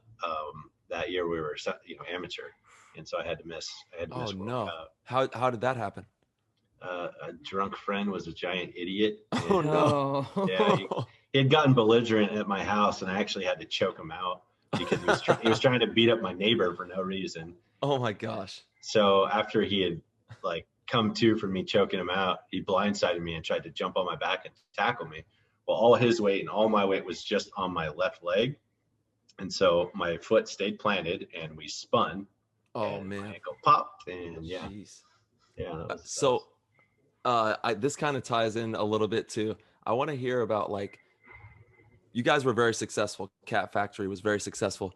I remember being on Twisted Kids before I got on Oakland, and I loved watching those games. I would hunt down your guys' games when I was young to go watch Kapp play because it was just captivating. No pun intended. But I want to know what it was like off the field, because I feel like you guys just had the best click. You guys were true friends. And I think that what I'm trying to get at is that's why you guys were so good, right? Part of it. Yeah. We fought like brothers, seriously, we would argue, fight with each other, but there was a huge camaraderie. We spent a lot of time together. Yeah. I think the biggest reasons for our success were we played all the time. We were the type of team that was at the field playing at 8 a.m. and we were the last people leaving the field. We were playing on Fridays when we could. And we were also always, every chance we got, we were practicing up too. I mean, yeah, that's huge. We would play the Bob Long's Oakland Assassins all the time, and they would beat the living piss out of us. But eventually they started not beating the living piss out of us all the time, and we started holding our own sometimes. And we would practice Dynasty. We would try and practice Avalanche. Any pro team we could get a practice with. It didn't matter that we were losing. We didn't care. We just wanted to get better. We were all driven to get better. That's so big, man. That's so huge right there for the listeners. I mean, you're not always going to win, and honestly, if you're winning, that's unless you're winning a lot of tournaments, then that's a good thing. If you're winning at practice and feeling good about that and then not performing at events, we have a problem. We probably should be losing more and learning more. And I think, it's very important that you do that and do it in the right direction, right? Yeah, I mean, that's what practice is for. Yeah, make mistakes to get better, right? That's it. So if you're not pushing yourself in practice and pushing those limits and really challenging yourself as a team, you're not really gaining much. You guys were the grittiest. You're the grittiest team ever, Kapp. we were real dirty. So we had a superstition thing where if we won an event, we wouldn't wash our gear until we lost an event, and so. It was gross, dude. It was real gross. I think I remember. I think I kept that tradition going until I think I was on Infamous and Nikki Cuba got a staph infection. I was just gonna say until one of you got a staph infection. Yeah, and then I was like, yeah, dude, I'm washing my gear. I'm not doing this anymore. I was just gonna say. I would kind of do that when I was younger too. But after 3 or 4 weeks, I'd be like, all right, this is too much. I got to wash it. But I would definitely push it a little. Yeah, it's so crazy. I used to go week to week, not wash the gear, and there's no issue. Show up to the field, put it on. At tournaments, at practice, I have to wash my gear after every day I play now. Otherwise, I'm not putting it on. Yeah. Yeah, it's so funny. We done gone soft. Yeah, we got soft, dude. I bought 2 pairs of carbon slider pants. So when I go to play ICPLs and IMC Classic, I don't have to worry about washing. I can put on a fresh clean pair the next day. You got the freshies now. That's hilarious. That's big dog status. That's how you know you made it, Yeah, I do the same thing. I bring multiple pairs of leggings and things like that I like to wear, and undershirts, never the same stuff. Yeah. As you get older, I think life just becomes more and more about preparation. So going back to Kapp, so we get picked up by Avalanche, and we ended up getting a house in Elk Grove, right? That's right. Yeah. The majority of us lived there, and all we would do is practice on the weekends and had nothing to do during the week except for annoy the living shit out of each other. Yeah. And fight with each other. But we grew together, and you know, I have some regrets about that time because I feel like, you know, I could have handled some things better, but, you know, young and dumb, and Yeah. we were just having fun. So You're in your early 20s, mid 20s in there? early 20s, yeah. So Yeah. I was in '04. I don't even know how old I was. Probably You were ripping. You guys were having fun. 23 years old, you know, something like that. Mm-hmm. And Having yeah, good times. just having good times, traveling around the world together. Yeah, it was definitely one of my favorite experiences of paintball because it was a team. It really was. You know, we built life lasting friendships. Mm-hmm. I still talk to Takamoto from time to time. Said he works with me here at the company. Yeah. Jesse Lyon lives with me and my wife and my kids. You know, my kids call him Uncle Jesse. God bless him. How is he doing? Okay. I know. And dude, you are just the greatest friend ever. I mean, for everything that you've put together. And thank you everybody out there if you've supported Jesse. But how is he doing? Is he doing okay? Yeah, you know, he's got his good days and his bad days. He's still recovering. Yeah. The outlook is getting better with more time. You know, he's still waiting for more tests, more results to see if, you know, what the likelihood of it ever, you know, cancer coming back a third time would be. Okay. But he's a chipper, dude. You know, he started getting back on the mountain bike, you know, about a month ago. He's out riding again, and you know, and he went back to work last week. But yeah, it's a gnarly thing to watch someone go through, and you know, there's so many, not just the, you know, the massive physical toll it takes on you, but the mental toll it takes on you. The stress, wondering, you know, if you're gonna make it, you know, what's quality of life gonna be like after I get through this? I mean, if he takes his shirt off, he looks like he got hit by an IED. He's got so many scars across his abdomen, you know. No way. Man. Cut open so many times, but you know, it's getting the news so far. The news is getting, you know, has been good news. Well, I'm glad to hear he's out on the bike and like that's awesome, man. And my heart goes out to him. I can't even imagine what that would be like. And just he's extremely lucky to have a friend like you. That's all I could say about that, man. That's amazing. Buddy. Yeah. You know, that's one of the amazing things about paintball to me is, you know, it truly blew me away. The amount of support he received from that community. And I know he was just totally floored by the people reaching out to him and seeing, you know, he's been out of the game for a long time, and people were coming out the woodworks messaging him, you know, they hadn't talked to in years. And it's just, it reminded him so much of why he loved paintball and that world's, you know, to begin with. And so that was super cool to see, you know, even guys like Steven from Transfuse, who's never met Jesse, you know, he got involved when he heard about it and helped sponsor that big Call of Duty Warzone tournament we put That's together, right. You know? Yeah. Steven's such a great guy. Just tremendous. Absolutely. Yeah, he's real cool. He is. And then Chris Iquinta, I don't know if you guys remember Chris Iquinta. Absolutely. Yeah, his production team is the one who put that whole thing together, the esports event. Wow. You know, so well, if there's anything that we can do, we want to help in any way that we possibly can. So, you know, please let us know if there's anything that we can do to help him on his journey and help you guys out. Appreciate that. Yeah, absolutely, man.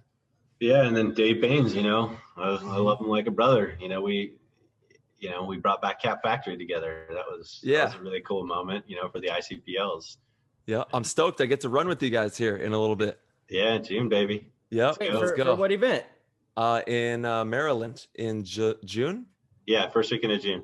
Yeah. Oh, for the ICPL. That's right. Yeah, okay. The ICPLs, nice. Which are a ton of fun to play. Yeah, you know, yeah. I'm so glad that this mechanical revolution, you know, happened. And Totally.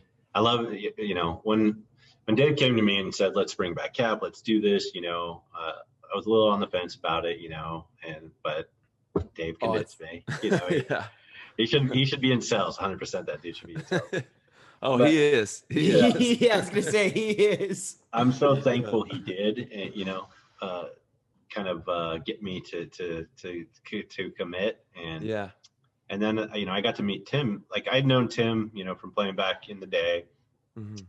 He was one of the kids on All Americans, you know, that I liked, and I remember liking him, but I never really got to, you know him and like Ryan Moorhead, spend time around him too much. But you know, Tim was kind of the third captain of the team because it would be him, Dave, and I, building the rosters each event, and getting to know Tim, and was a really cool thing. I'm so thankful I got to know him, while he was still with us. But he told me the story of how he got Iron City Classic. No way. Yeah. Have you guys ever heard that story? No, I would love to hear this. So long story short, he felt there was a gap in paintball, and they were missing the 10-man format. They were missing the classic format, and there's a whole generation of players and a whole group of people that aren't getting to play at a competitive level anymore. So he came up with the idea to have the Iron City Classic.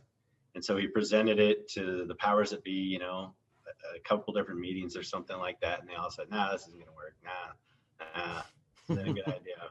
Let's not do this. And so he was like, fine, fuck you guys. I'm going to go do it myself. And the Iron City Classic was born. Wow. So, his perseverance and vision is what, kind of helped bring all that back. Well, totally. he saw the hole. He saw the, the space there that needed to be filled up with people who still want to play paintball. There's tons of them. And it's so awesome to see all the OGs coming out of the woodwork, literally, you know what I'm saying? And they're just running around having the best time of their life. And now for even me, I get to bring it all full circle and play with one of the teams that I looked up to when I first started, when I was like 12 or 13 years old, So without Timmy, I wouldn't be able to do that and be on Kapp Factory in a couple months here, It's amazing. Yeah, that's great. I love the opportunity to play with guys I've never gotten to play with, Yeah. It's such a fun thing. Absolutely, man. Played against each other all those years, but, actually being on the same side of the field is, it's cool. Like Dynasty, I got to play Iron City Classic with Dynasty 2 years ago. Yeah. That was such a cool opportunity. I, played against them my entire career. I lived in San Diego, hung out with those dudes all the time. They're friends. They're all good dudes, but I've never gotten to play at a competitive level with them. Yeah. And so, when I got the call to come to that event, I was like, yeah, 100% I'm in. Like, how would you not be, With Andy, was that the one that Andy got the MVP at? Yes. Yeah. Yes. And he was an MVP. He was crushed. Lights out. Yeah. He's so sick. I love Andy. He's the man. he's awesome. He plays on Kapp too a lot of the times with us. Well, I hope, is he going to be on the squad for the one coming up? It depends on the border rules at the time with the COVID stuff. I see. As it stands, he would have to quarantine for 14 days when he goes home, and he can't take 2 weeks off of work course. to quarantine. Of course. So yeah. If that gets, pulled back, then he'll be there. Cool. Sounds good. Love that. Yeah, so the rosters, we're starting to work on that right now. So nice. Come along. I'll text you. There we go. Yeah, keep me in the loop. If you need me to try and pull some strings as well, I can get on the horn and get us some players. Word, appreciate that. Yeah. Look at Marcelo. Yeah, Marcelo, let's go. What the fuck? I'm right here, bro. Excuse my language.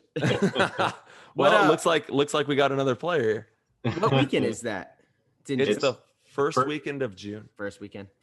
Yeah. I think I'm doing a clinic in Wisconsin. Shout out to Wisconsin. Yeah, Outdoor Wisconsin. Adventures Paintball. Yeah. I wonder if they know that it's the same weekend as that, though. I feel like they usually have a lot of the 10-man is they have a lot of players there that go and play those. So yeah. Yeah, if not, I would love to play those. I still haven't played one of the 10-mans. Each year. I got injured each year. If we can't get you to this one, I'll get you on one soon. Okay? Awesome, dude. Cool. Yeah. Hold on. You haven't played 10-man? I played the 10-man UWL that we played with Dynasty. Actually, that was 7. Oh, yeah. Wasn't that 7? The 10-man UWL. It was in the woods. That was 10, I'm pretty sure. Oh, no, that was... I think it was 7 in the woods. Yeah, and then obviously we played the 10-man in Boston, but I haven't done one of the, legit 10-man events. Yeah. Well, soon. You got to. Have to. It's so much fun. It really is. Yeah. It's such a different format of paintball. The woods are such an animal. They're such a different animal. Mm-hmm. And to me, I think, learning how to play in the woods is a good starting point. Oh, it's the best for any player. Yeah. Because you really have to use your brain a lot in the woods. Mm-hmm. You have to get sneaky. You have to get creative. You have to learn when you can push the envelope out there. And you've got no clear defined gaps to run between, right? Like on an X ball field, you know, like, okay, I got to put this guy in, now I can go bucket that dude. Yes. On a woods field, you're like, that dude's 50 feet away. Yeah. There's a bunch of bushes to my right. I think there might be somebody in there, you know, like, No, seriously. The communication aspect of playing in the woods, you know, being able to communicate clearly with your teammates and, you know, all the way across the field, you can't even see each other, you know, stuff has to get relayed back. So I think it's a good blueprint or a good thing to have in your quiver, I guess I should say. That's how it's a skill set. That's how I got into paintball. It wasn't airball. Like, I didn't fall in love with airball. I fell in love with running around in the woods. Yep. You know? Me too. That was what got me. I was actually scared of airball when it came Yeah. out. I was like, oh, what's that stuff going on over there? I'm going to stay in the woods. Yeah, they were. It's like, loud. we're starting a little close here, aren't we, guys? It's funny you say that, though. That actually brings me to something like I've talked to a couple people about this, but you know, I still go out to SC Village. Sorry, guys, I'm getting a call. That's so rad that you. No, answer, Oh, dude. Get on the horn, Yeah. make a sale, do what you got to do, baby. It's just my wife's blowing me up. Yeah, give her the love. But the fact that he grew up in the SC Village area, you know, LA, that was the mecca at his time to be in a paintball area. Absolutely. Southern California at that time, man. We're bringing it back, baby. We are. We're bringing it back. SoCal Paintball is making a comeback. Fran and Nikki. I play with the Daggers out there, a bunch of dudes that are just a really cool group of guys, right? Shout out to the Daggers. Shout out to the Daggers. Chris Corsino, I play with him on the rig out there. You know, Brandon Lambertson, JP, Rodney Squires rolls out every once in a while. Just a big group of dudes that are just all cool, like to have fun. But one of the things I noticed, you know, going to SC a lot was there's one airball field there now, right? And there's one hyperball field that's kind of tucked in the back and hidden. And I was just thinking to myself, like, how did these guys that play walk-ons, or like let's take the teenager, right? Like the 14-year-old you go play walk-ons at SC Village, you like it, you play more walk-ons. Now your next step is to go walk over to that airball field where all those dudes who are playing really, you know, aggressively and hardcore. That's your next leap, right? And think about the type of person it takes. You know, 15-year-old you has to have the confidence to walk over there, either maybe if you're lucky with one other friend that's willing to try, and walk up to those guys and say, hey, can we get in some games with you guys, you know? So I feel like there's a huge gap there. Like, how do you transition those kids who are liking walk-on experience to that which is a totally different game and format, you know? Whereas when we were playing, at least for me, my transition happened because there was Pan Am, Great Western, there was local events, and you played on the walk-on fields. I just played with refs, and it was, you know, had structure and a format.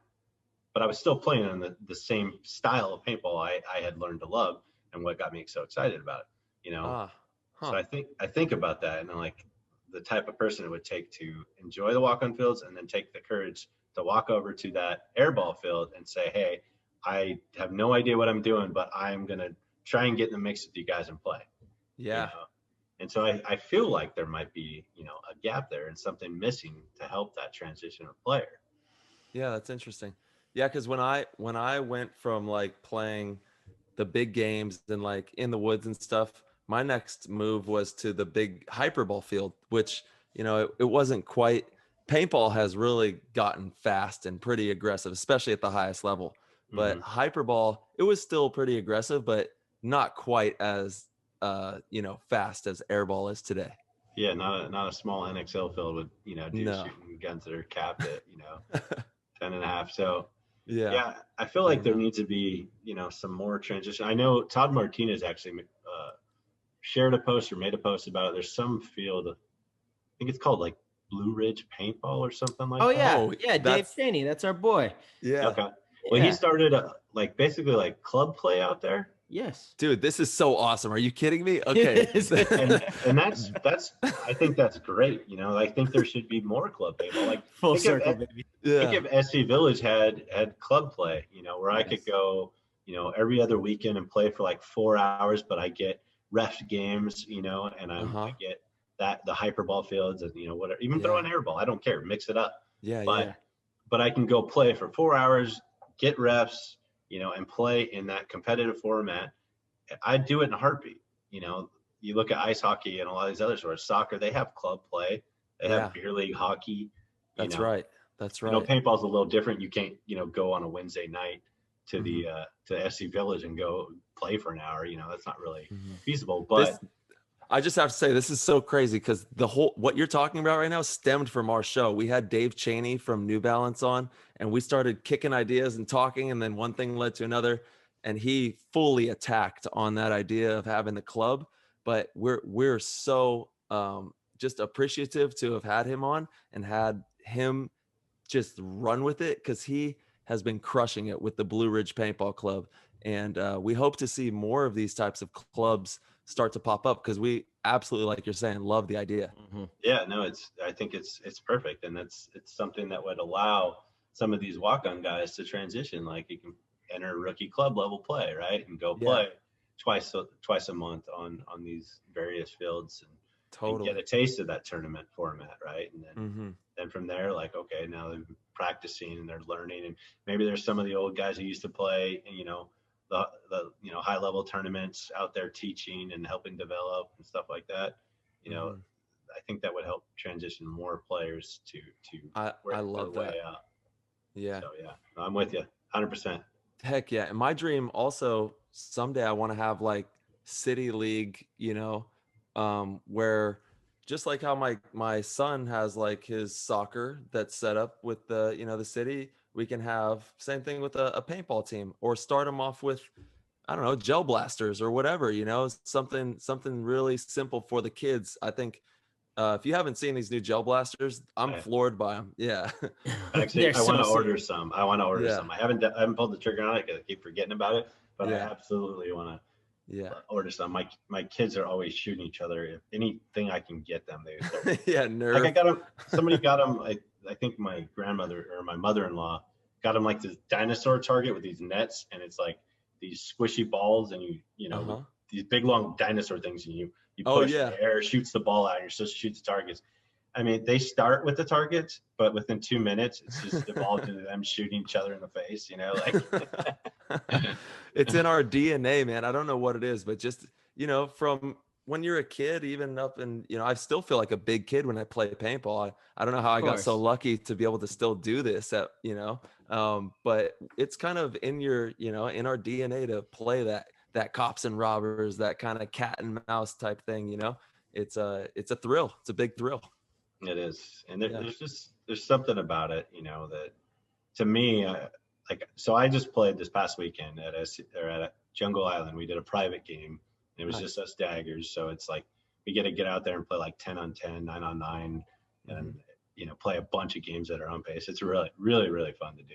Yeah. But I hadn't played since September, and because I had foot surgery in November. And so I've been, down for the count for a minute. And I came back and I told, my wife, Amanda, I was like, I feel like all the stress and tension just melted out of my back. Yeah. I just felt so much better, so much more patient. And there is something zen about going out there and playing and, competing with other people and, outthinking, outmaneuvering, whatever you want to call it. But there is something that just takes all that tension and stress out of you, the physical exertion, but the mental side of it too. It's just, it's so healthy. And it is. To your point, kids, not every kid wants to play traditional sports. Not every kid wants to play football. Not every kid wants to do, traditional things. So not every kid can. Physical abilities. Yeah, not every kid can. And I think it's up to us as society or community, whatever you want to call it, but to provide as many, opportunities for kids to try and experience fun, safe things, right? Allow them to do that, because, they say, if a kid's bored, right, or idle hands are the devil's plaything, right? Yeah. If a kid doesn't have anything he's into, doesn't have any interest in stuff, they tend to go down bad paths. And so absolutely. The more opportunities we can provide for kids to find things they're passionate about or like doing, then the better off they are. So And paintball is such an expressionistic sport. Like, I feel like an artist a lot of the time, and it's funny that I'm shooting paint, but I really, it's like, it's an expression of the inside out and making high level decisions with your buddies. And it just is so good for you. I love what you said about patience. Like, I know that when I'm done with paintball, like you said, everything has melted away. And like on the drive home, you just feel as cool as a cucumber. You're just like feeling good, and all the worries of the world, they just seem a little bit smaller. Things just don't seem as daunting. The anxiety wears off, and you just feel better, better about life after playing paintball. Yeah, absolutely. And, going back to where I am in my career, paintball, like I touched on it for a second, and I've talked about this before, but to me, paintball was a pivotal experience for me to be successful in my current position and what I do. Yeah. And, I remember I was in a conference, in our conference room, in a meeting, and people are angry. It's kind of a hostile meeting. I've got one dude who's been a pipe wrench type blue collar dude all his life. He's 61 years old. And I've got another guy who's a millennial, who's very sensitive about stuff. Not that all millennials are, but the point is that I had all these different people from all different walks of life, all different, how they grew up, right? Their different experiences, different cultural backgrounds, different economic backgrounds. And at that time in that meeting, it was my job to, what I realized was like, I need to get them all to come together to figure out how we're going to move forward as a group, as a team, as one unit. That's right. To achieve the goal, right, that we want to achieve. And it clicked in that moment. I remember thinking right then, like, holy shit, this is paintball. Like, that's what you do when you go to a tournament. You're in the middle of chaos, under high pressure, stress situations. You got a bunch of dudes from different walks of life, different age groups, different, cultural backgrounds. And you have to find a way to come together as a group to achieve that goal, which is winning the tournament, or, winning that next point, winning the event, whatever. And, that's something that, I was taught through paintball, was how to work together, how to get people to work together, not kirk out when things got really stressful, which, I think most people could benefit from, if you've never been on played on a team and competed at a high level, they've never been taught those lessons, So to me, paintball, that one aspect of paintball has been pivotal in me being able to be successful in my current career. So yeah, I couldn't agree more. This sport really teaches you how to solve problems under, high pressure situations, work together with other people. It's unique. It's a very special game. I agree. We talk about those points all the time on the show because it is so valuable. I think team sports in general have that kind of effect, but I do think there's a little something extra with paintball that really offers that, the communication on the field, the equality of how everyone on the field is equally as important. In basketball, one person has the ball. Sure, everyone's equally as important in a way, but only one person can score at one moment, in paintball, everyone has the ball, everyone has to work together. It's very special. Also the adrenaline factor thrown into paintball that a lot of those other team sports, they have some, but not, paintball definitely is an adrenaline sport. I mean, you guys are probably, you're just as numb as I am to paintball. It's hitting you. We long got accustomed to getting shot, but it does hurt, right? Like it hurts. Yeah. Like you don't run out there and stick your ear out like, hey, shoot me in the ear. That shit hurts. You don't want to get shot. For sure. Yeah, I'm not gonna let you just pull up and shoot me on the sidelines for fun, Like, exactly. Like, no, you can't just pass me the ball. We're not doing that. So you add in that pain factor or adrenaline element too, and that just adds to the stress of what's going on, right? Yeah. So I think paintball should be in like some form of the X Games. It's an extreme sport. I think if paintball is ever gonna have a chance, it needs to have some type of X Games exposure somewhere. That would be our foot in there. It's great. I'd love to see it. Absolutely. That'd be amazing. So we want to get into Excessive because you played with Excessive as well. Legendary. Which is one of the most legendary organizations ever. So kind of talk to us about how everything happened with that transition into excessive. Obviously, it was kind of controversial, the whole thing, but if whatever you want to share with us about that journey there.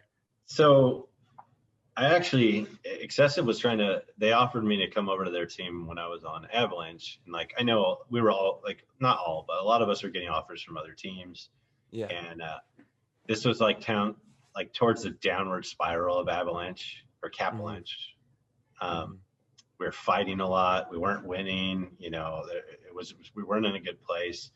And I remember we were up in NorCal practicing, and Cedric ended up getting a huge fight with Dave and Taco. And they told him he was cut off the team, and they wanted his gun back. And I was super pissed that they were treating him that way, not that they were fighting, and it wasn't about the argument, but that they had taken his gun back. I got mad, and Excessive was there practicing, and I walked over there. I was like, all right, I'm on the team, I accept your offer. And then I, obviously went back home with all the dudes I lived with, and realized I was being a giant idiot, and I couldn't just walk out, in the middle of a season. Yeah. So anyways, long story short, the team ended up breaking apart at the end of the year. And Dave, Glenn, and myself joined Excessive. And, it was the team that they called the team that was built to beat Dynasty, right? That's right. And to me, that's what I wanted to do. Like, I wanted to beat Dynasty. I always did. They were the team to take down. And so joined the team, and it was one of the best choices I ever made, because Rich had a great program. He really did, I love that guy. Rich Telford is the man. Shout out to Modesto. Yeah, Telford is the man. I love him too. He's such a good dude. Yeah. But I think that's what we were lacking on Avalanche, was that veteran presence, to help guide us, because we were all still so young. And so we got over there. I mean, we started off with Hell Week, where we went up there for, a whole week. And for 5 days, we were doing physical training with Paul, who was his owned an MMA gym. And then we actually ended up in the MMA gym doing boxing and stuff, and we had to fight each other in the ring, which was real funny. No, so Paul Mendoza will beat your ass. Yeah, that guy is crazy. Tom has fought Paul, and Paul I don't know if he knocked him out, but he got him good. Yeah. I had to fight Maddie. So what city are you in right now? Your hood, Modesto, baby. Modesto, shout out. Yeah. So crazy. I drew Maddie as one of the guys I have to fight, who's my roommate. And so we go in there, and we landed a couple blows against each other. And just both got a couple good ones in. But then my next fight I drew was Telford. No. Cool. Oh no. The dude who lived in Japan training with like ninja monks and shit. I gotta fight him. And so we're going, and I'm moving moving in circles, and I'm holding my own. At least I think I am. I'm like, okay, I might be able to do this. I can hang in there. And I think I finally landed a good shot in his stomach or something. And then Rich was like, yeah, I'm done. And he just one punched me in the side of the head, like super fast, and knocked me down, just smoked me so hard. He was just like letting me have a little fun for a little bit before he wanted to remind me that I could not step into his realm ever. It was so special growing up in Modesto with all these guys, because my whole team on Twisted Factory, like Paul Mendoza was on my team on Twisted, and they were all fighters. Like, I grew up in a fighting camp essentially, that also played paintball. So it was just crazy. Like, obviously I'm 11, 12, 13. I'm just a kid, but having these crazy dudes around all the time, telling these crazy stories about their battles, and then like being able to step on the field with them, and they put me under the wing. It was really cool. Rich Telford, I can't say enough good things about him. All the Twisted Factory, and then all the teams that he would bring out as well, because Rich had everybody at his field. Yeah, and we played that year. I was on Excessive. I played so much damn paintball. That's the most paintball I've ever played in my life. It was. What it takes. Yeah, no, it does. And coming up, I always tried to play. Every weekend. I like I said, I was there first thing in the morning, and I didn't leave until I had to. And then when I got on Excessive, like, I really learned what it took. It it was every weekend, more often than not 3-day weekends.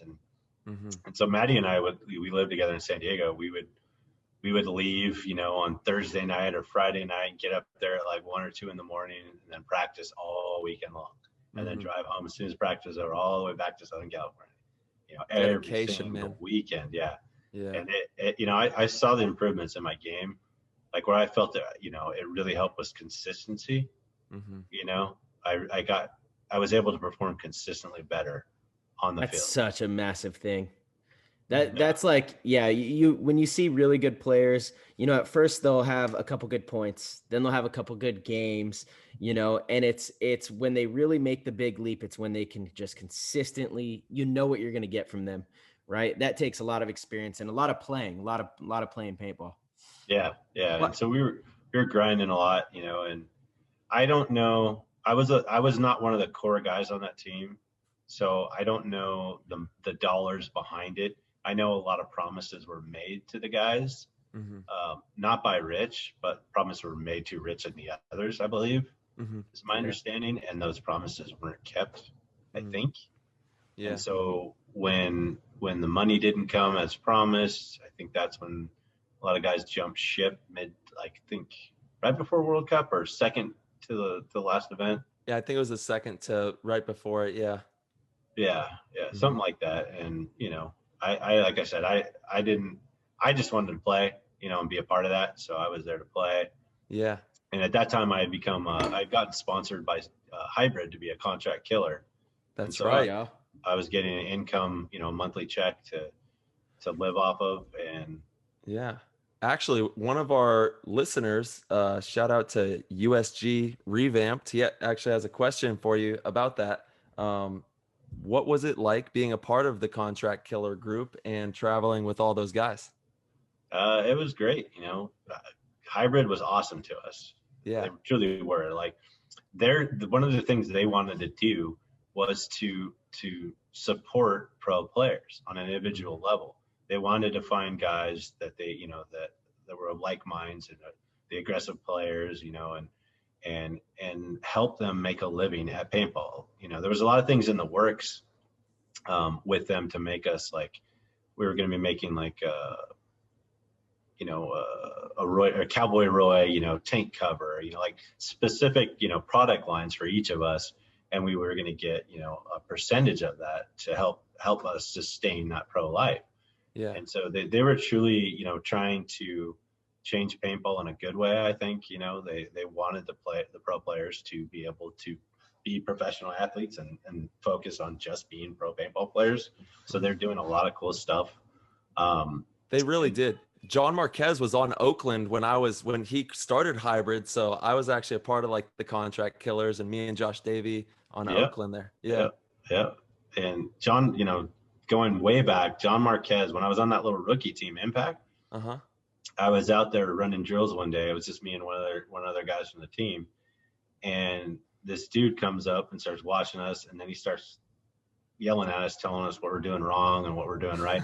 Well, that's John Marquez. And he ended up taking like just personal time, like coming down there when we had practices and started like coaching us, and like, wow. And kind of took a couple of us under his wing, which I'll never forget, because that was such a cool thing at the time. I had no idea who he was. I was a little rookie kid. He's so badass. He's like a Wolverine, like a little Wolverine, Yeah. And he coached me for the first, couple years of my career. That was, he would always give me pointers watching, and, he was a hard ass. Yes. But he'd be like, hey, Roy, come here. Why? Because you fucking suck. Get over here. Yeah.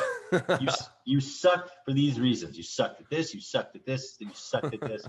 But here's what you did right, and here's what you could have done, and you should do next time. So like, it was that combination of hard ass, with the constructive criticism. Not just being a jerk because you can be a jerk, but he really cared. He did. He really did. He absolutely did. I mean, anybody that's a professional athlete in anything that takes time, their own personal time, to go and take some kids under their wing because maybe they see something or whatever, for whatever reason he did it, is obviously a good person, because they do care. He would always run around with half a barrel on. He was the one that started that whole half a barrel thing. Like, I remember being just fresh on Bob's team, 14, 15 years old. It was raining, and then he's running around with his gun just clapping. It just sounds so loud, And he had figured something out that you break a little less paint. Like, it wasn't breaking at the end of the barrel. It was coming out. So he was cracking codes all the time. Yeah. Yeah. And he a lot of the drills that I used throughout my career too were taught from him when I was on that rookie team, Mm-hmm. I used them throughout my whole career. Like just the snap shooting drill where you visualize where they are before you come out. So like you take that snapshot of that last time you saw them and you visualize it in your head so your barrel's lined up. You're already visualizing where they are, right? So your barrel's at the right height. You come out, far enough at the correct angle to line their shot up to give yourself that much better of a chance to not get shot and shoot them. Just stuff like that. He was he was pivotal. He was a good dude. He was. So where did you get Cowboy? He is, yeah, I know. There's so many rumors of him dying and stuff. So I know he's good, right? I heard he was out at a paintball field recently. Yeah, he's good. Good. Where did Cowboy Roy come from? Where did that name stem out of? So that came from Avalanche. Okay. Because I remember I told you guys I broke my ankle, right? So when Ed picked the whole team up, I wasn't around. I wasn't at practice. It was because that guy was riding you like a cowboy, or jumped on you. Yeah. A dude riding me? No. That's only on Sundays. Go, Cowboy. Yeah, Cowboy. So Ed's first time seeing me play was at HB that year. And I had a game where I ran through and had a 4-pack. And I don't know why, but Ed started yelling. He was obviously probably knee deep in captain at that point. Started yelling, "There's a new sheriff in town, Cowboy Roy." And actually, Fatal was right there with him, and Fatal might have even been the one that said it first. Yeah, but that's where it came. That's funny, from, so. Dude. Fatal, I love him. Miss him tons. I don't get to see him enough. I wish I saw him at the paintball fields more. Yeah, dude, good old Cadell. So he's a good dude. Yeah, he is. That's awesome. So yeah, Hybrid was great to me. I love that company, and now it's CK, Chris Corsino's still doing his thing. He's still creating, being the creative mind that he is. And, that's legacy too. Like, how long CK been around now? 20 years. Yeah. Close to 20 years, Yeah. That's a long time in paintball, right? Like, we've seen companies come and go over the years. Yeah. He's still doing it. And I love to see it. I know. He actually just tagged me in a photo recently, like an old Oakland picture I just reposted. So it's so good to see, the people that you started out with still playing the game and having fun out there. Yeah, absolutely. Yeah. So yeah, the excessive thing, those guys, some of the guys parted, left the team for the second to the last event of the year. I stuck around and finished the year because one of the things I always wanted to try and do was, no matter what happened, I wanted to always stay with the team through a whole year. I didn't want to leave in the middle of a season ever. Because if I made a commitment to a team for a year, that season, like, I did not want to leave no matter how things were going until it was all done. Absolutely. So I stayed with, the team through the year. And then in the off season, JR had gone to Infamous, and I think Rusty went over to Infamous. And, JR was my boy on Excessive. And, when I lived in San Diego and all that, him and I became pretty tight. Yeah. He was like a mentor, He used to call me his mini-me on the field and stuff like that. Which obviously is a huge compliment, right? Like, he's one of the best to navigate a field. Yeah. Yeah, dude. His paintball IQ and clutch moments was just through the roof, right? Like, you just see that guy pull some stuff out of nowhere and turn games around. Totally. And not just once in a while, he did it all the time. Consistently. Yeah. Him and Takamoto, though. I mean, Takamoto as well. You're just like, how in the hell did he do that? Dude, Taco sucks. He just hides in the back and lets you guys get all over it. Yeah. He's okay. legend. Taco's the legend too. I remember the first time I played with Taco on Kapp, I remember telling Dave or Neil Everly, like, dude, that kid's really good. He's gonna be really good. I don't remember why, like, or what happened in that game. I just remember being somewhere on the field and looking over at him and just seeing him go to work. And I was like, damn, dude, get it, kid. Yeah. He just reads situations exactly so well. Yeah. Oh man. Yeah. He takes off on you, and he before you even know it, he's on top of you, bunkering you, and shooting your other player. You know. Yeah. No, he's definitely a very intelligent player, patient player. Yeah. You know, methodical. Mm-hmm. But actually Taco went to Infamous too. I forgot, because I pretty much played with Takamoto on Kapp, on Avalanche, on Excessive, and on Infamous. Yeah. Every team I was on, I was with Taco. Mm-hmm. And so I went over to Infamous for 07, and a lot of the guys were local, or some of them were, and so it was a fun team to play on. And obviously Infamous was another legendary team, Absolutely, Oh yeah. And so it was great to get to play with some new guys I'd never gotten to play with before, some old teammates. I think Brandon Lambertson was still on the team then, or he was on the team, and that was my old Kapp Factory teammate, and he was one of the boys from the local scene at SC Village. Like, back then there were so many people that came out of SC Village. Mm-hmm. Like any given weekend you went to SC, there was just tons of pro teams practicing, and there was pro players that weren't with the team that would throw in and play, like all the HK dudes, like Marky and Scott. They were on Legacy at the part of it, but before that, they had I think that's where Bobby Aviles started yelling Tros Crew. He started calling they started calling the throw together team that would play against a 10-man team the Tros Crew or something like that. TK legendary. legendary. But yeah, I mean, it was so cool getting to come up in that scene, specifically because not only like, going back to when I was younger, still rookie, novice, stuff like that, I would always watch the pro teams play there too. Like between games, I'd stand at the netting and watch and just try to absorb and learn. And this is actually kind of a funny story, but one of my first experiences of watching a pro team was Avalanche play. Wasn't Dynasty yet, but it was BC, Ryan, Alex, I think Yosh, SK. I don't know what they were at the time, whether they were Kapp Factory or what, but they were playing them. And Chris Lasoya ended up, I think it's BC, tackling him to the ground and started choking him. Oh my gosh. On the rocket field at SC Village. Whoa. I'm not sure it was BC, but I remember seeing Chris Lasoya because it was the dude with the ponytail from Avalanche. So that's Chris Lasoya. And I'm pretty sure it was BC. And he tackled him. He got mad at him for something, and they ended up on the ground, and Chris Lasoya was just choking him. And man. I don't think BC was even 18 years old at the time. No. Yeah, and Chris has got that fire. He's just like, he's like, all right, you're done. He's running over at you. Yeah, man, that's one of the things that made him, legendary on the field, right? And he was such a hostile player. Yeah, and, that translated through to his aggressiveness and his whole swagger on the field. That confidence.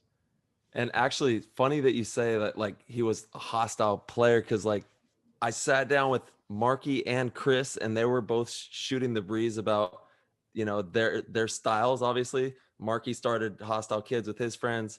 Chris Lasoya was like the original Hostile Kid, and it was just cool to hear how they approach paintball. And it is with a zest, with a fire, and they're there to win. They're not there to ever lose.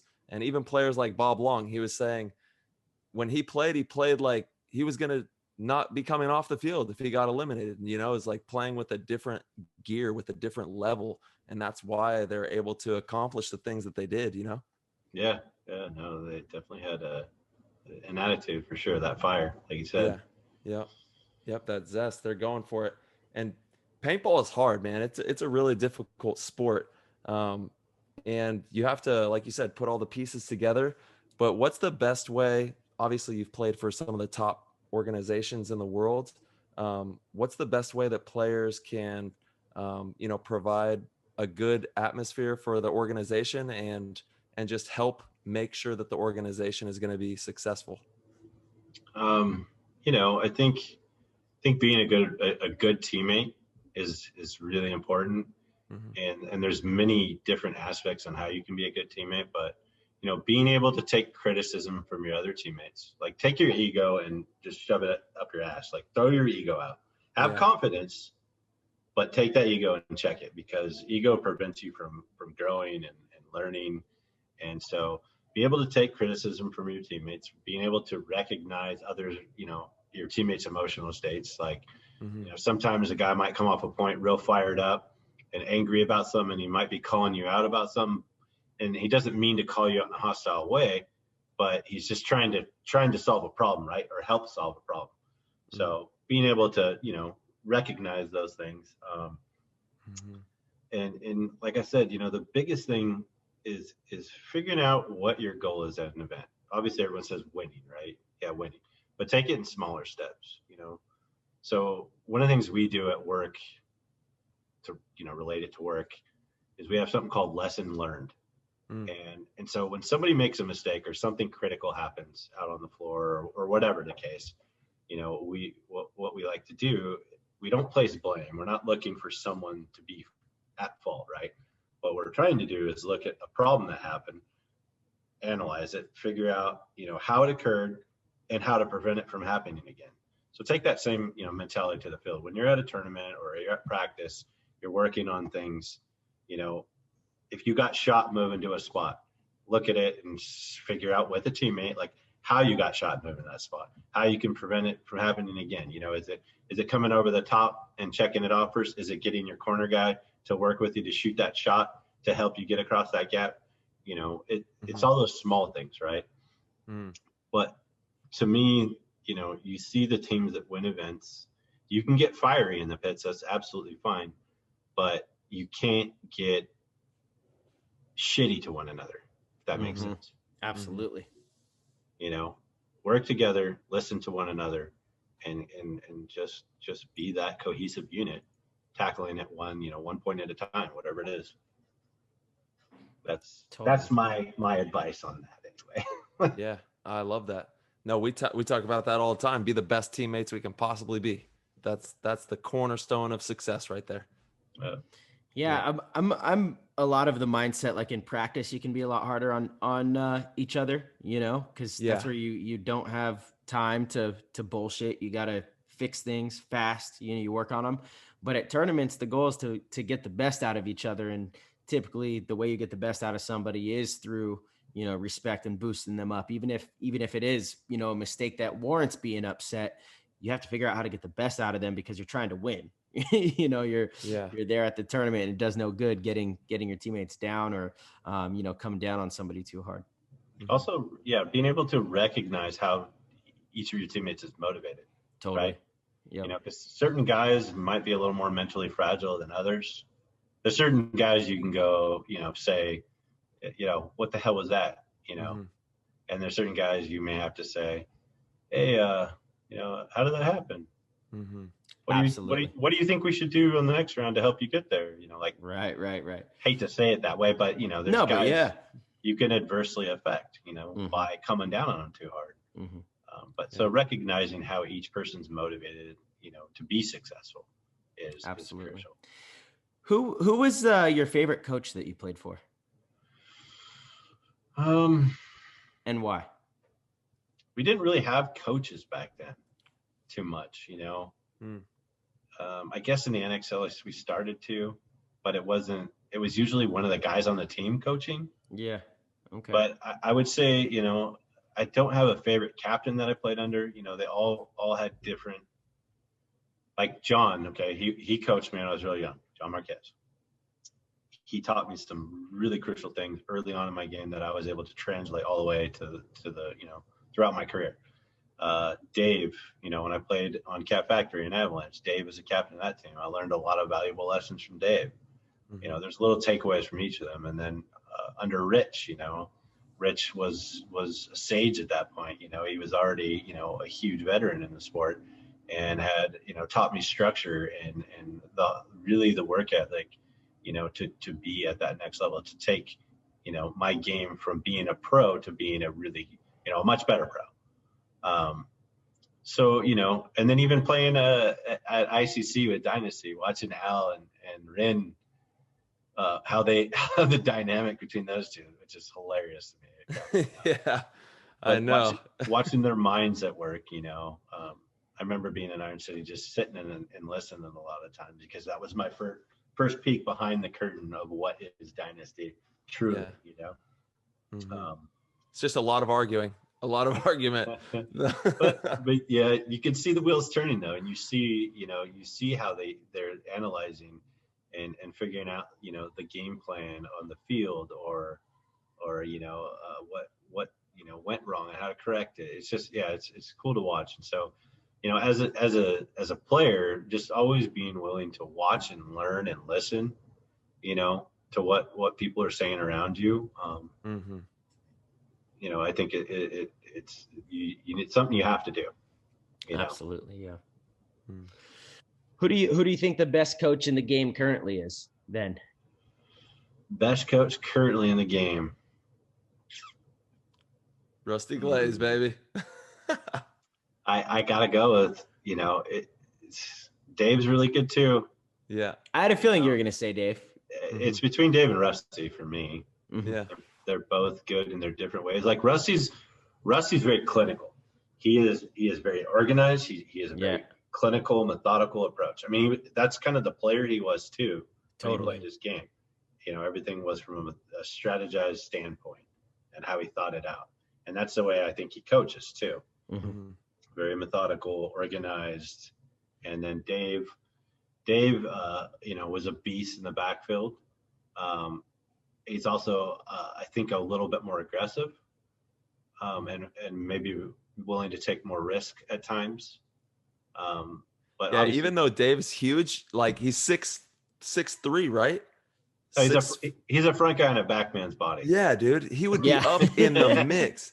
Yeah, he would be up in the front lines putting in work. And he's a filthy gunfighter. He can gunfight and snap shoot with the best of them. Yeah. So, it's hard to say, but it's between those two for me, because that's the most experience I have with. I guess I have the most experience with those two. Okay, fair enough. Guys like Todd or Ryan Brand, or I don't have any insight into how they coach or how they operate, so I really can't say. There's a lot of really good coaches out there. I was just going to say that. Yeah. It does. And it's such a cool thing to see too. Like, we didn't have that back in the day when I played. We came up with the game plans and we did everything ourselves. And so I remember when Gator was coming to coach you guys in 2017 in Vegas, like I was going to the 10-man, and so Gator hit me up because Rusty wasn't going to be able to make it because they were having the baby, and he's like, "Hey, would you mind helping me, coach and do some of the scouting and stuff like that?" And I was like, "Yeah, I'll help." And I didn't think I'd really enjoy it. I honestly didn't. I was like, I didn't want to sit around and watch games and do scouting work, But I realized very quickly that I loved doing it, and it was really, really fun to me seeing that side of the game and thinking that side of the game. And, just watching, scouting games, and watching players over and over again, I started to notice their tendencies and their habits and their tells. And I could kind of start to learn, okay, when this guy gets kind of up in that position, he's looking to go, just little things like that. It helped us so much. I would talk to you, before I played matches and pick up every little bit of info I could off of you from watching. And it's tremendous when I have that intel, I'm glad it helped. Plus I got to design one play, and that was specifically for you, Tyler. Remember? Yeah. Their Dorito off the break. Yep. Launch. Let's go. Send it. Yeah. Up and over. It worked. It was the only play I designed, but it worked. And that was, it did. At that time, it was a needed point. It was a risky play, but it worked. Yep. And it was really cool to see that play that I designed, come to life and be successful. Hell yeah. Yeah, getting behind the scenes, it is fun, and it's a whole different aspect of the game. And Rusty's very, like I said, the structure he's trying to bring on that side is very professional. It's really cool to see that happen in paintball. It's an evolution, right? It really is. Our meetings are, we have the projector going. We got stats and data and percentages and, 6 different plays and then variations of those 6 different plays down to the microcosms and breaking all these little situations down. It's really come a long way since, like what you're talking about, when we started, it was like, all right, I'm gonna go here, we're gonna work together over here, and all right, let's go. Yeah, I can't tell you how many times I heard, well, I'm going there. No, Yeah. I thought I was supposed to go there. I'm going to go over here, like in the starting box, like Yeah. on the fly. It legitimizes what we're doing, having professional style coaches. It really does. These types of team meetings, the way we scrutinize over game plans and details of the other teams and strategy, it's needed, in any sport. And Rusty for sure brings a tremendous amount of value in that part. That's the way he did the clinics too. Yeah, totally. When he started taking on, dude, I didn't do shit at those clinics. Rusty lined everything up. He was the guy talking. Like once in a while, I'd get involved in like talking about the creative side, and stuff like that. But I mean, he had everything organized to a T, like all laid out. Does not surprise me one bit. That is Rusty through and through, man. I love it. It's funny. Yeah. Dude, that's funny stuff. Yeah, Rusty, he doesn't play around. When he gets that pen in his hand, he's going to work. Yeah. He's going to work. 100%. That's why he's won Coach of the Year, many times. He does a great job. He just got it again at World Cup. We actually need to tap in with him. We're about to get back to work, get going for this season. What'd you think of the World Cup, dude? I loved it. Dynasty, baby. We got to get you out to a practice here soon when we're down in Southern California there. Yeah, if I can, I'll be there. That's. Yeah. I would be as much paintball as I could if it. Yeah. Well, I mean, you're at your job right now. You're literally there. You're working. Yeah. So I work a lot, and I have to travel up to Reno quite a bit, and so just same thing as you. If I have an off weekend, a lot of times it's hard to justify stepping away from the wife and kids. Of course. And I don't know if you guys know this, but both my kids are special needs, so they're both in the autism spectrum, and so we have ABA therapy every Monday, Wednesday, and Friday from 3:30 till 7:30 at night. So I get home from work. Usually, I don't make it for the whole thing, but so I go into that, and then we have parent training 2 hours a week, and so there's just there's a lot going on. And, absolutely, yeah. So I'm trying to work on freeing myself up in my workplace a little bit so that I can, be around more. And there's nothing more important than that time you spend with them, and they will never forget it. It's timeless moments that just family. That's what life's all about. Is about your family and making sure that you spend as many quality moments as you can with them, because nothing's promised here. It's the game of life. And got to make the most of it. For sure. And when I played professional paintball, I lived for the moment at that point in my life, big time. So when I was a teenager, I had some losses in my personal life happen, and it really changed my mindset of living for the future to living for today. Probably too much so, because I kind of took that to the extreme. Sometimes you got to swing the pendulum, too far to one side to get it right where you want. Yeah. So when I was a professional paintball player, I was just in the moment, and like I don't know if you guys remember the old Dirter videos. Like on one of them, they're making fun of me for living it. I literally had my car and a trash bag, and that's like everything I owned in my paintball gear bag. And I just couch surfed, and I was just in the moment, just enjoying where I was at, not looking at tomorrow at all. And and then obviously things changed. I got married, and then everything became only tomorrow for me. And so, when I started getting back into paintball, part of that was because I had a long talk with my wife, and she was like, you need to start doing more for yourself and thinking about what you want to do. Sometimes you need to put yourself first. And so I started going, okay, I want to start playing paintball again at some level, right? Not back in the pro world or anything like that. But not that I could, but it, like I need to live for today sometimes too, is my point, right? Yeah. And so paintball has allowed me to do that again, where I can go do things I want to on occasion, and just go enjoy, a tournament with some good friends and have a good time. Absolutely. Yeah, it's been good. I've been super blessed in that aspect. And That's I'm what it's all about. so You got glad the I'm best able wife. to do it. Yeah. Yeah, you got the best wife. She's like, go have some fun, go play paintball. And it's a balance. It's a balance of now and as a father and as a husband, also being good at planning and making sure that we have all of our ducks in a row. Yep. So that as we move forward in life, that we're headed in the right direction as a unit and as a team once again, right? Yeah. It all kind of comes full circle there. Exactly. Yeah. Yeah. It's amazing, man. And you're the best, Roy. Cowboy Roy, dude. We appreciate you so much. I know that you probably have things that you have to do still with work, and it's getting a little bit late. But I'm so appreciative of your time and coming on and telling these amazing stories from some of my favorite teams ever. Legendary teams. Yeah. Yeah, absolutely, man. So many people talk about Kapp Factory. Kapp Factory is like, it's almost like the Iron Kids, That's Yeah. like such a sick organization. And The It gun. was like Remember the next, Timmy? Yeah, it was the next dude. generation of that. I would say, like Iron Right. Kids, started that. They all went pro together. I mean, how many teams to this day have come up through the ranks from like novice? Totally. I don't even know what novice would be anymore. Is it D3, D2? Something like that. Well, yeah, I don't know. Like 'Cause I guess D3, there's D- rookie.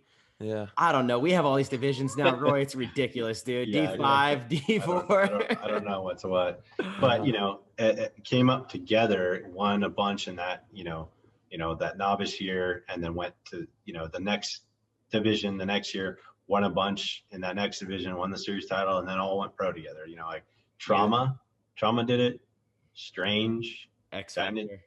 Dynasty, X Factor, I guess Impact too. Mm-hmm.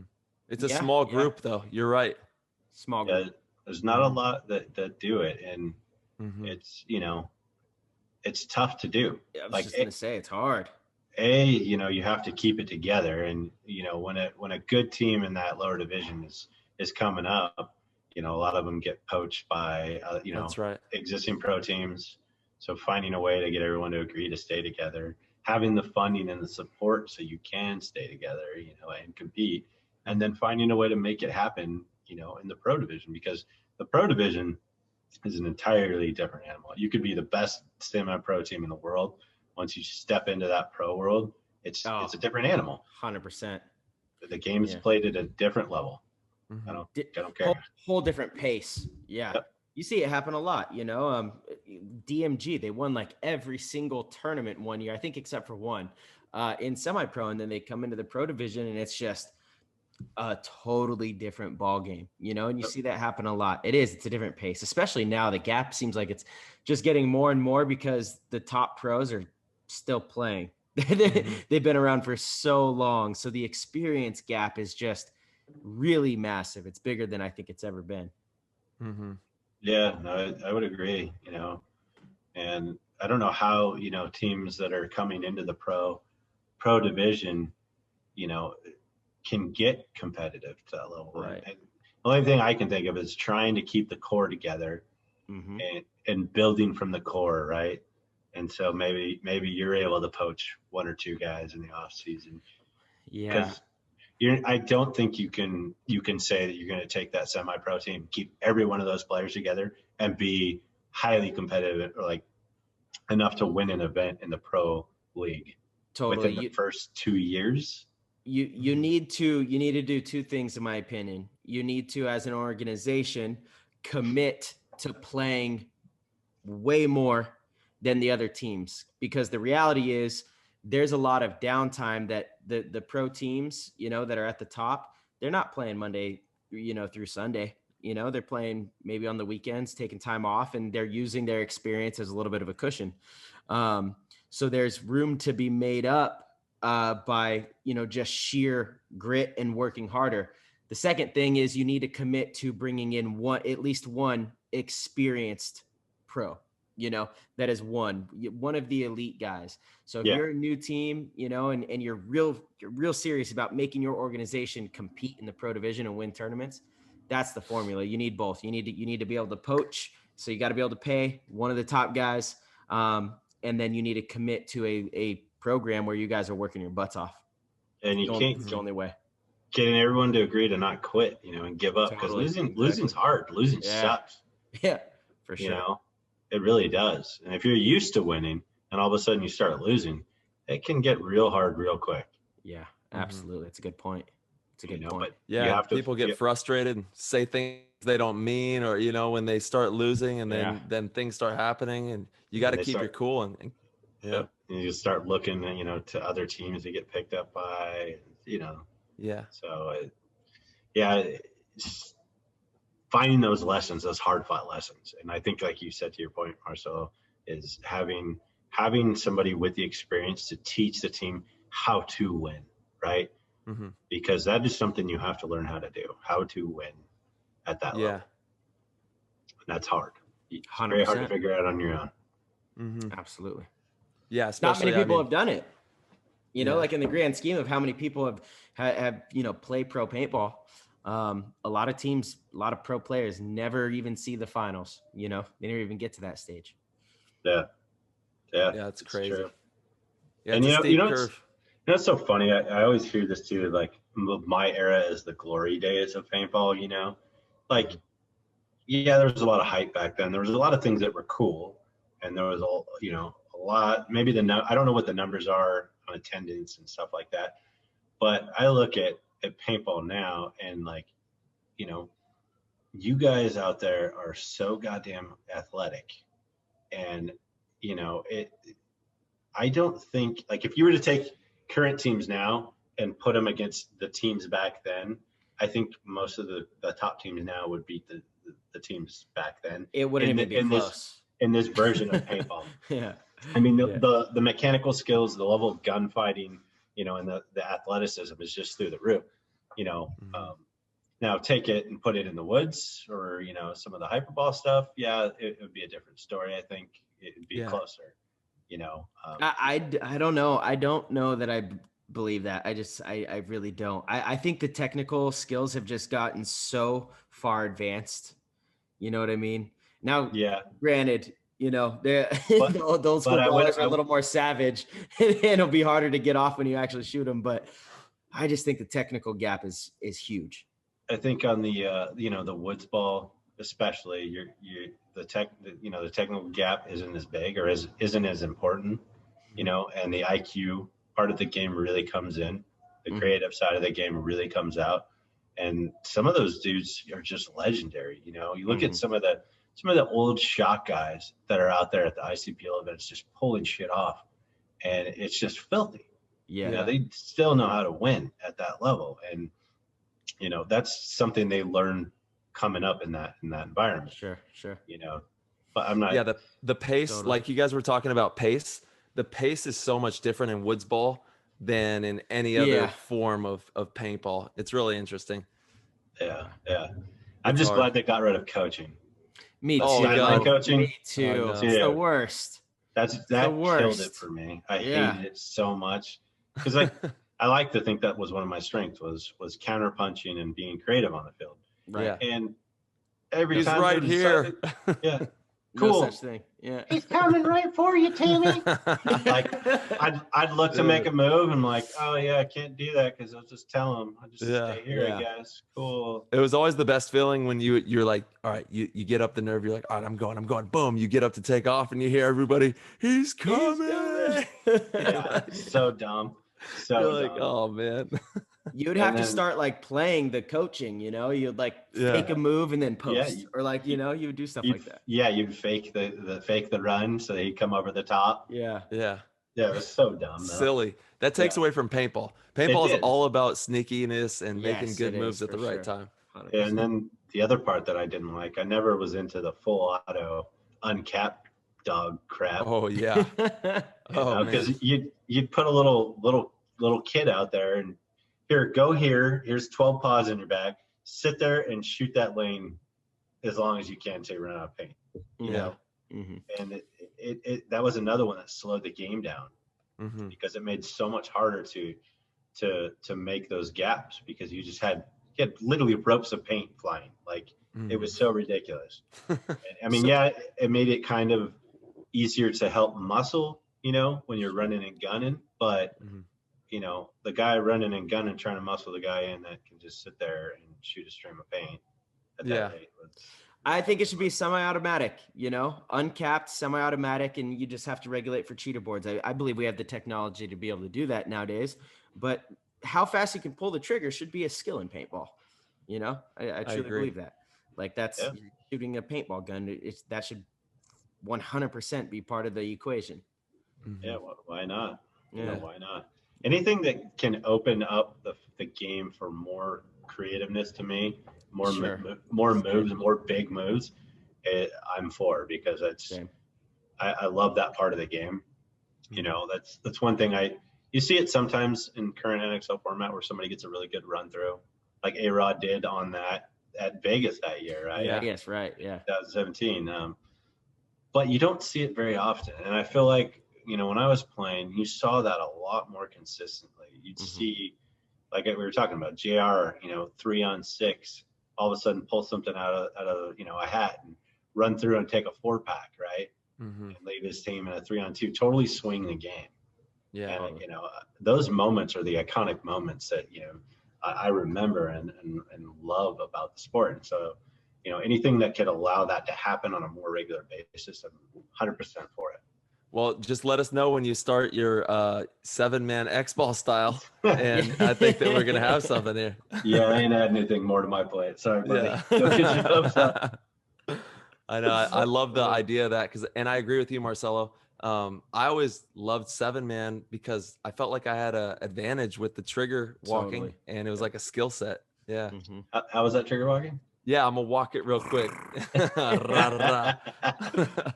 Yeah, walk the trig. It was a skill. The mantis fingers for it. Yep, the mantis fingers are up, man. But I hope 7-man. Like I know HK was making a push. I hope that we get to play some more 7-man because I truly love that format as well. It's really fun. Yeah, I'd love to see it, get mixed up too, like that pro tour that I think Shorty's doing. Yeah, with HK. It'd be so cool if they threw have airball, but also throw it on one of the rec fields too. Yes. Mix it up, dude. Let everyone, these guys that have never gotten to play in any kind of format like that, let them get a taste of that. It's so fun, and it is. Like I said, to me it teaches problem solving so much because those fields are weird. Not everything is uniform and perfect, and you have to figure out how to work as a group to take down key players in key positions, or sometimes weird run-throughs you have to create, Yeah. But it's a different element of that problem solving, of that IQ side of paintball that I think is missing right now. So I don't know. At least from my standpoint, I look at that Pro 7-man tour and I'm like, yeah, that'd be cool. But I also want to play on these different types of fields. Yeah. Yeah, get out there, play rec ball, play, on unorthodox fields, because it adds another layer to your game. I even said, on the mechanical tournaments we're playing, if they wanted to, I think it'd be okay to throw one of the old school airball fields out there. Like the old Diablo field with a giant mouth, and or like the old JT field with that pyramid in the middle. Remember that thing? Oh yeah. It's like an Aztec pyramid. Yeah. That was dude, when we would go to the tournaments, it was like, I wonder what the field's going to look like, You would never know what they're going to have. And it was like, all right, we got to go show up and walk 9 different fields, when it was 7-man. And it was just like the trigger walking. It was a skill set to be able to walk a field, Yeah, you had to figure out all the shots, all the blind shots, You were there from sun up, till sundown on the day before an event. Absolutely. Like you said, Tyler, you had to walk so many fields. It was ridiculous. It was crazy. I'm not saying bring that back. That was probably a little too much, but yeah. But 3 random fields, Yeah. Cool. That'd be really cool. Yeah, and like I said, even in mechanical, I know a lot of people are opposed to airball in that world, but I think if they brought back an old classic giant airball field, I think everyone would be people would be eat cool. that up. Yeah, for sure. Yeah. Well, I can't wait to see you soon, man. I'm actually I'm really stoked to be able to play in that 10-man event with you. So keep me posted and let me know if we need to pick up some players or anything. Yeah, I wonder if we can find anyone else. Yeah. I know. Yep. Let me know. Dude, Let me PTG know. will show up. Yeah, there Yeah. we go. Heck All right, yeah. boys. Yeah, Roy. You guys got any final questions for me or anything else? I do actually. Just what paintball means to you, and obviously what it's provided to your life. Because I know it's done so much for us. So just to hear it from you. Yeah, the experience to travel the world, see the world, playing and doing something that I absolutely love. Mhm. All the friendships I've built over the years out of paintball. It's so funny. Like I'll go for years without seeing somebody I played against, or maybe on the same team with, but maybe not. And it'll be like no time has passed. And then there's people that I grew up with that I haven't seen for a couple of years, and when I see them for the first time, it's awkward. Yeah. But that paintball player that I was around the world playing against or with, it feels totally natural and comfortable. Like, hey, it's like family. It truly is. Not everyone, of course, but sure, of course. There's a good amount of people that it feels that way with, and so I'm forever thankful for that, and all the life experiences that brought me and life lessons that I was taught through it. Yeah, truly grateful. And I was just telling Tyler that. Do you remember Brandon Perdeau at all? Yeah. He played on. Yeah. He played on XSV in 08. Uh-huh. I went out to Tennessee with my wife a couple weeks back for vacation, and he lives out there now with his wife and his two little girls, and we got to meet up with them and go out to dinner with them, and then they had us over for a barbecue, and it was just I hadn't seen Brandon, I don't even know how long, a long time. Yeah. And they welcomed us into their home, and it's like no time has passed. 100%. So, yeah. Paintball is a time machine. Yeah, absolutely. It truly is, and I will forever be grateful and thankful for everything that it brought to me. Absolutely, man. I love that so much. Yeah. Well, Yep. my dude, we appreciate all your time, and we hope that you and your beautiful family stay safe out there. And we will see you running around in the woods here in no time. We're having some fun out there. Yeah. Hell yeah, Roy. Thank you so much, man. Thank you, guys. Appreciate it. Yes, sir. You have a good night and be safe, all right? Peace. Talk to you soon. Cowboy Roy Richards, you, sir, are the man. Thank you so much for coming on the show. And thank you, everybody out there who continuously tunes into the Play the Game podcast and supports us. We absolutely love you and appreciate all of the amazing comments and love that you send our way. So thank you from the bottom of both of our hearts. Head over to ptgpodcast.com and you can become a supporter of the show there. We have all of the podcasts there, as well as a link to the YouTube page and information about our partners, and a PTG store where you can pick up some merch like a hat, a shirt, or a coffee mug, something fun to show some love for the Play the Game podcast. And a special thank you to our Patreon family. We've been doing a lot of really fun stuff in there and have exclusive content, exclusive chat rooms, and are actually doing our very first GOAT talk with the GOAT community tonight on Wednesday the 31st. If you're listening to this, we will be sitting down with members Reginald, Christian, Christopher, Delmont, Garrett, and George. So special thank you to you guys for joining the community and just having fun. We're going to be able to sit down and you can pick our brains and just shoot the breeze about life and have fun with the community. So thank you guys. If you want to have an amazing website like ptgpodcast.com, head over to constantpursuit.com and Rusty Glaze can build your paintball field or store, one of the best websites on the internet. That way, when someone goes to look at your site, they're blown away and want to come and join your community as well. If you have any questions, DM us on Instagram at Play the Game Podcast. And please have fun, play paintball, and be safe out there.